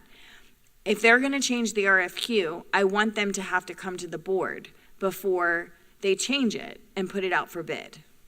And so the 21 million would not capture a wing. A wing, they would be able to change the RFQ and publish it and do the bidding without ever coming to the board for review as to why they're changing the RFQ. So they could change it, the minority women, they could change the local preference, they could change any of those things under that 21 million threshold, theoretically, and they don't have to let the board know. That's why we were adding this item. So my purpose was anything that's a wing or greater should have to come to the board. Okay, and I see where you're going with this. Tell me this, it would have to come to the board anyway. But it's after the fact, and if I dare let us revisit this summer, once it's after the fact, it's a lot harder to address. So if the board finds out that there were issues in the RFQ after the entire process has been completed, if we go back to this summer, it becomes quite a mess, potentially. Because now we've already done the entire process, selected someone, or the board is in the process of board approving a selection, and then we're bringing up the fact that, oh, I just did some digging and realized the RFQ got changed. Because I wasn't notified. I only found that out because I went and asked the contractors, or I went and found the RFQ and found the change. So the purpose, because this is new language being added. So if we're going to add the language, I just would like the language that's being added to be reflective of what I was intending, which is anything that's a wing or greater, you have to come to the board to talk to us about it before you change it. If you're going to change it for covered dining or air AC or roofing, okay, fine. But if it's a project that is, and I would say 10 million or more, then it needs to come before the board. So Harvey did say, I think we just said the 21 because that's what we thought the number was. He's like, we didn't really remember what the number was. We just knew y'all wanted a number in there. So that's what he said to me last night when I spoke to him on the phone. So he said that the committee didn't have an issue with what the number was, and they were okay with adding it. Certainly we can make the recommendation, and then Dr. Gullett can run it back by the committee before we publish these procedures, because this is just a procedure. But this board member is not comfortable with the number 21. Understood. Taking it back to the committee to ensure we're getting this right is not a bad idea. I also want to make sure that I don't even want to talk about the summer because it's apples and oranges. But I will say that I want to know more about the downside. This board has been very proactive, and we're willing to have a special meeting if something needs to be done. But there's also concern about notice and having that. So again, I just don't want to hamstring this board or future boards. So, and I always want to look at the upside and the downside. Well, and for why theory and in practice. Theoretically, you make a great point. In practice, I need to know from the folks that are doing this on a daily basis if it's viable. And if not, why not? And change my mind. And my rebuttal to that would be, we just spent all of this time making these procedures. In theory, why should they be changed at all? The board was looped into this process because the board wanted to ensure that we were reflecting our community's support and what the community wanted and what's reflective of our own also perspectives. So why are we changing it at all? So what we're saying is you have a threshold to change it, just you can't change it on big projects, big massive projects. That was what we're saying. So, but yeah, 21 million encompasses wings, and that is, I don't think that they should be able to change, women-owned businesses or the points, because, and there were four different bids, all had different points over the last 2 years. So they could change the points if they want, up to $21 million, which means whatever we name them in here, can go ahead and just willy-nilly, at their desire, change the points on the score sheet, which is why this statement was added. But I'm sorry, I totally interrupted. It's okay. You're fine. I'm processing. I'm processing because we're talking specifically about the RFQ, not about the scoring process. The scoring process is a part of the RFQ. So the RFQ encapsulates the scoring rubric, all of the different parts.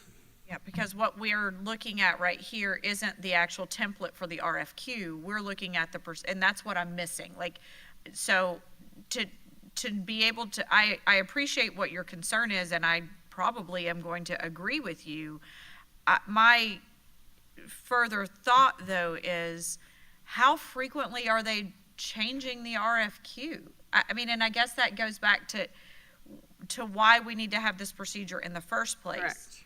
But without simultaneously looking at the RFQ template, which is referenced in section C on the same page you're talking about. Appendix 1. Okay. So that there's Appendix 1 is the RFQ selection forms. And so it's what it's saying, this is what goes out in Appendix 1. And it's the score sheets, it's the pre-screening criteria, it's all of it. So presumably anything, they could honestly take some of these things out, like not even require the conflict of interest. So that is my point. And so the reason I wanted this line added was to safeguard those changes occurring for big projects. Because there was 4 big projects that have occurred over the last 2 years, and the scoring numbers, the numbers changed in all 4 of the projects. Why? I don't know that we want to publicly digress into why, but. Well, it matters because, Because an employee decided they wanted to. We're saying that, things, nefarious things were done in the past, and this is to try to make sure that nothing like that ever happens again. I'm. The employee that will not be named, who resigned before he could be terminated, was making changes to RFQs at his whim, and they were not properly noticed to the board, which is how we got to where we are today. And so what I'm saying is anything below 10 million, go ahead and change it.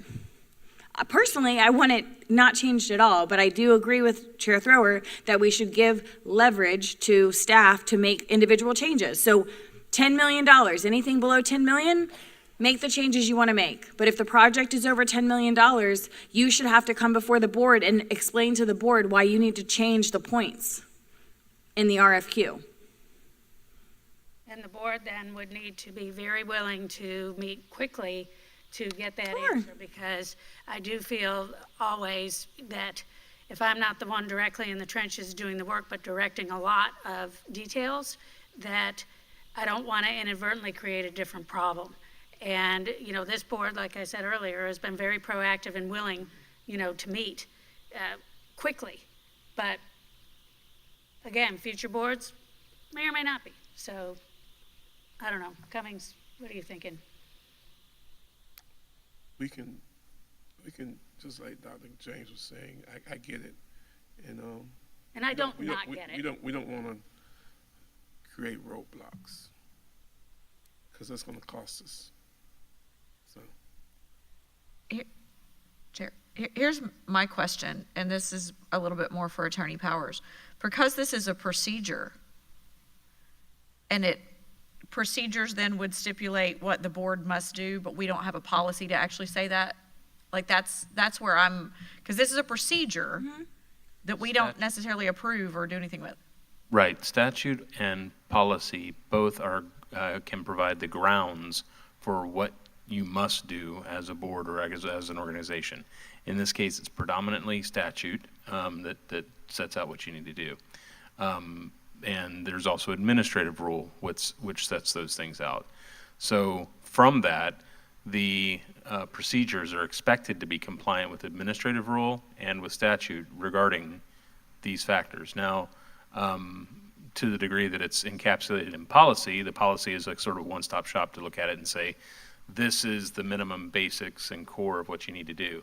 But those things are also contained within the administrative code as to exactly what our RFQs need to do. And that's, frankly, even with our purchasing, that's a administrative process that requires a lot more that can be put into to those. So the board has oversight of those. The board has the ability to ensure that there is that those things are being met, and can form or alter its policies so long as they remain legal to do that. But as far as the how, that's going to be a procedure that needs to be maintained and created by operations. Which is kind of my question. So this is not a document that this board is going to approve. It is a procedure. It's not something we're going to approve. So even if we come to consensus on something, which certainly our superintendent would not go against what the board is wanting, I'm not saying that she would, but ultimately we don't have control over this document anyway. Would that be correct?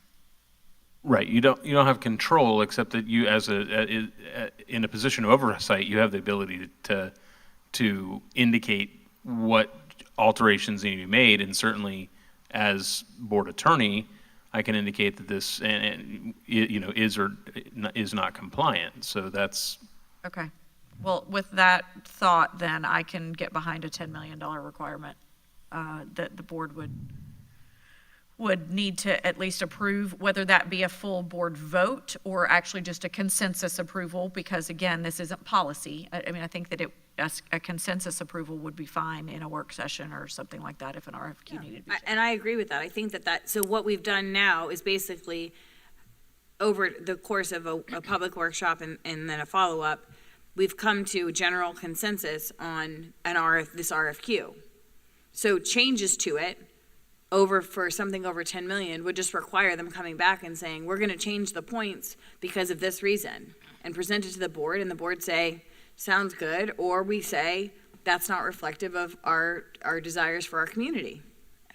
I don't think it has to be that complicated, but I don't think one individual in a department should have the authority to change it. And I don't disagree with you there. That my concern was about the actual dollar amount, and I believe I heard you say that that was an arbitrary number that was just put in there by the committee, 21. I think what Harvey said last night when I spoke to him was that he was just he said Dr. Gullett wasn't at the meeting. She had another place to be, and so he couldn't, she was here, and he couldn't reference. He didn't have her to use as a tool to reference. And so he was just going off his memory, and 21 was the number that they came up with. So what he said to me last night was he doesn't think the committee has any issue with any number we want to put in there. That was just the number he thought we said. So I said to him, I'm going to request that it get changed to 10, and he said that's fine. He doesn't see that being an issue. And so I told him Dr. Gullett would be in connection with him based on our desires, and they can figure out if we're in agreement with all the other red lines, because I do think the rest of the board needs to say the red lines look good, because we need to get Lake Royal Middle School out to bid. So we need to button this up so that we can put the RFQ out for Lake Royal Middle School. So beyond that 10 million, which it sounds like is everyone in agreement with? I'm fine with 10 million. Then is everyone else okay with all the other red lines? I mean, I reviewed it and I'm okay with it. It all to me was reflective of what we had asked. Yes, I didn't have anything jump out at me, and I didn't remember the number, Yeah. to be honest. Because if we're all okay with it, then I think we can give direction for Dr. Gullett to get confirmation of that change, and then get the document approved. And then we put it out for Lake Royal Middle School out for bid and get the ball rolling on that. Yes, and unless there's any, concern about that number, then I'm fine with it. And for the reasons that I just stated, this board has been wonderfully proactive. So if there's a downside that this board doesn't know about or hasn't discussed, then tell us, and if not, I'm good. Right? Okay. did you have anything else on your? I just had one more thing. So regarding the bids that we did today, I would just like Attorney Powers to give us guiding measures for the next 2 weeks, because we are not going, we've now said we're gonna go back to the bidders for the warehouse, and we're gonna tell them to give their best and final. And when that list was given, some of those partnerships have a variety of individuals as a part of the partnership. And I will say personally, I know some of those people. We probably all know some of those people. So prior to today, the bids were unknown. So as long as no one said, hey, I bid on the project, we have no way of knowing they bid on the project when we had a conversation with them. So from now until 2 weeks from now, when Attorney McGraw comes back before us and gives us the best and finals, what is the way in which the board should behave with the individuals that are a part of these partnerships? The same way you behaved previously, which is not to discuss the warehouse bids with any outside individuals, whether those individuals are active bidders or not. Okay, so Cone of silence. Cone of silence doesn't apply. Excuse me. However, in an active bidding situation, it's the equivalent of cone of silence. It doesn't apply under our policy in this, but there should be, it's an ethics issue. You have a duty and responsibility not to communicate with any individual that you would be, that could perhaps be influencing your decision. So, and if they seek us out, regarding this, if anyone seeks a board member out, you need to immediately discontinue, let them know that you cannot discuss this with them, and that they can deal with Mr. McGraw or myself. so we redirect them to Mr. McGraw. Yes. So the best in that was, I think, what Mr. McGraw said he would do is he would reach out to the bidders for best and highest. So, and as far as other parties that may not have bid yet, of course, that's kind of irrelevant. But what we also don't want to do is get in a straw person or a third party that is also asking questions of you for another bidder. I'm not even implying that would happen. So but any person who asks us in the next 2 weeks regarding the bid, we simply direct them to John McGraw's office. you're in a decision-making capacity on bids which have now been unsealed. Yes, I just wanted to make sure we were all on the same page about how we are supposed to behave for the next 2 weeks. Yes. Okay, that's all I got.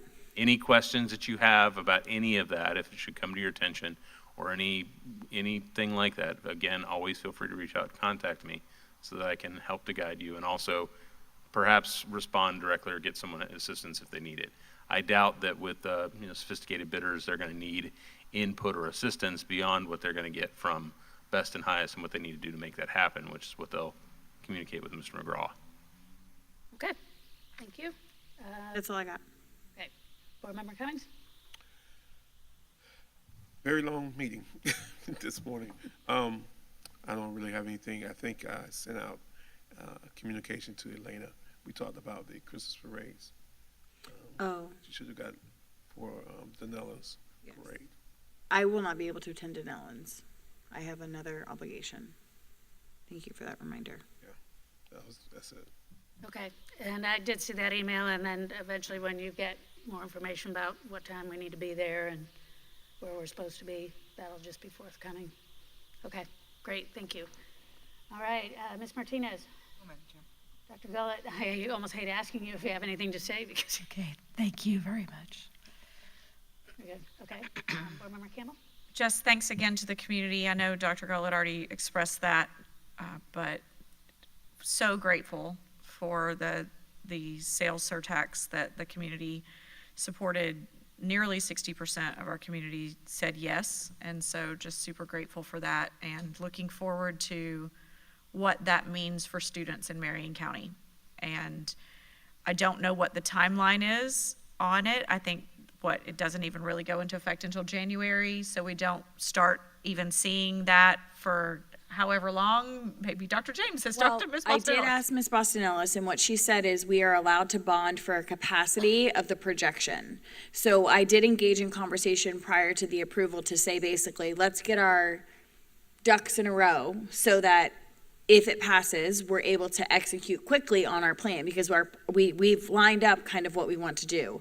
So I would, thank you for reminding me of this, I would appreciate an opportunity for Ms. Bostonellis to come before the board in a presentation in a work session, very timely, maybe even in our next work session, to talk about what our options are with it, because the way I understand it from Ms. Bostonellis is we're able to bond for a percentage of the projection over 10 years. And so if that amount is 100 million and our first projects as we've itemized them, or we come up, because we really didn't itemize them, we simply made a list, so we need to prioritize. Right.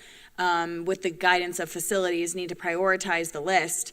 And then I would love to be able to then say, okay, this is the amount of money, because we know that bonding took quite some time before to get, and so we need to come up with that plan. So I would love for that to be on a work session, hopefully in the very near future. Thank you for that, because that was going to be my question, similar to what you're saying. We created a list, but we didn't create a priority list. And so what are we wanting to pick off that list first? Is it really getting rid of portables and saying classroom wings go in first? Or do we want to build Dunellen Middle High? Or, and that will be something we need to hash out with all 5 of us in a work session, and facilities, and possibly with our new consultant that's on board with us, or whatever. So I welcome that as well, maybe either November or December work session, so we can really have that prioritization conversation and figure out what we really want to do when and how, and the best timing based on the other projects we currently have in process. Because we will be having 2 elementary schools completed, and we'll have a high school and then a middle school all under construction at the same time. Is it easier to do wings as opposed to 2 high schools being built simultaneously? That's a facilities question. So I believe what I'm hearing from the board is yeah, Dr. Gullett, if he would get with staff and she's emailing right now. Okay, perfect. So, that was really all I had, was just a big thank you to the community, and just looking forward to continued work with the board, because we have a lot of things on tap. This legislative session is going to be great. One of our fellow school board members has now been elected to the State House. Erica Booth out of Osceola County was elected to State House, so we have another friend in the House, and so just looking forward to the good work. Our local delegation is going to be strong, as it has been for years. I know we have a lot of freshmen going to be there, but a lot of good folks. Hopefully, be education-minded folks heading that way. So that's all I had. Thank you. All right, thank you. All right, just wanted to give you guys, I'm not sure if you got this invitation or not, and it's tomorrow, but Maplewood is having their Veterans Day ceremony. They're doing one at 8:30 and one at 9:30. So, it's going to be no more than 45 minutes per. I've got a school calendar committee meeting at 9. I'm going to try to make the 8:30 and at least stay for part of it, and then come up here for that meeting. So just wanted to share that with you. I didn't know if I'm not going to take the time to look back now to see if it went to everyone. Is this the first you're hearing about it? Yes. Okay. Well, there you go. And there's probably other schools in your district that are doing Veterans Day things too. And then we have the Veterans Day for the county, which is Monday, and it begins at 11. And parking can be a little bit of an issue. I always just park in the far side of the library and hoof it, so it's not so bad. But if you want to get close, you'll have to get there early. And that, again, is Monday, November 11th. It begins at 11. And is it Shady Hill performing at that? Do we know? A bunch of schools come, yeah. I'm not sure specifically Shady, but they seem to be regular players there, from what I remember. And thank you for bringing that up. I want to go ahead and say public apologies now that I've been appointed to the Florida Music Education, some associate, whatever, from FSBA. I'm going to my first meeting that is Sunday and Monday, so I will not be present for the Veterans Day celebration, so I know you all will represent us well. I've always enjoyed being at that year over year, but I will not be here because I'll be in Orlando representing the Florida School Board Association with the Florida Music Educators. Good work all the way around. Thank you.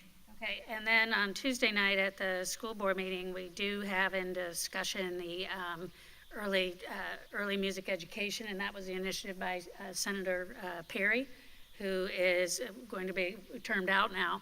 But I was able to reach his chief of staff, Susie McGuire, and made sure she knew about it. So I don't know if one, both, or neither will be able to come tomorrow night, but I just thought that's really a lasting legacy for him and the great work that he did on behalf of music education for our kids. So just wanted to share that. I will share just briefly, because it was a brief meeting. It was a great meeting. Everybody was on high because of the passage of the two sales taxes. You know, the county is super grateful. We know we are. So the technical working group meeting, I would say yesterday, was probably the one that was the most targeted and the most centered around what technical working groups are supposed to be. We had the ILA now for a little while, and now we're starting to live with it. We're starting to see opportunities to refine and tweak things, especially timeline and timely sharing of information, you know, especially as it surrounds student generation rates, data collection, timetables, you know, the way data is going to be coming. Kathy and I can't remember what his name was. Nick. Kathy and Nick from our consulting firm. They made a good presentation on the educational facilities plan. So I think, long story short, we're beginning to pull things together. And staffs are continuing to work more and more collaboratively. I think they're kind of getting to know each other. We've obviously had some tremendous staff changes. So there's been some things, you know, surrounding that to smooth out. But we are getting there. And also, when it comes to student generation rate, this is the first year, you know, of the full school choice. And we're fortunate to live in a district where, you know, as we were talking about earlier, we're not experiencing the mass exodus, we're experiencing more of an influx. But that could change. And that really speaks to the importance of the timeliness of the data sharing of, you know, what's being built, what the phase-in process is, if there is one, and just people putting their cards on the table, because that makes the planning better. So that really is sort of the Reader's Digest version of how things went. Just definitely refining our communication, which is a common theme, coordination, timing, processes, accuracy. There we go. Okay? So that's what I have for that. Our next technical working group meeting, I believe we're looking at, it was January 23rd, I think, right, Dr. Gullett? Yes, I think we were looking at that. And then the joint meeting coming up in March. But that has not been, the date has not been defined yet. But it will be very soon, so everyone can get that on their calendars. Okay? All right, I also just wanted to give a special thank you to News Channel 6. I think they did a tremendous job. You know, sometimes we feel like the media isn't always on our side, helping us share all the positive things that we're doing, but they did a great job really getting out there, you know, the needs that we have that helped this sales tax pass. And it didn't just pass, you know, it was close to a landslide, which was pretty cool.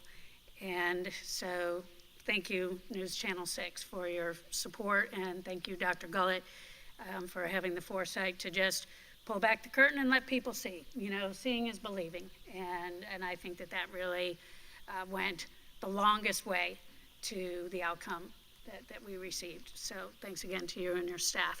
All right, so meeting reminders. There's an organizational meeting scheduled for November 19th, 2024 at 11 a.m., and immediately following, there will be Board of Directors Leasing Corporation organization meeting. There's an attorney-client session scheduled for November 21st, 2024, scheduled for 9:02 or soon thereafter.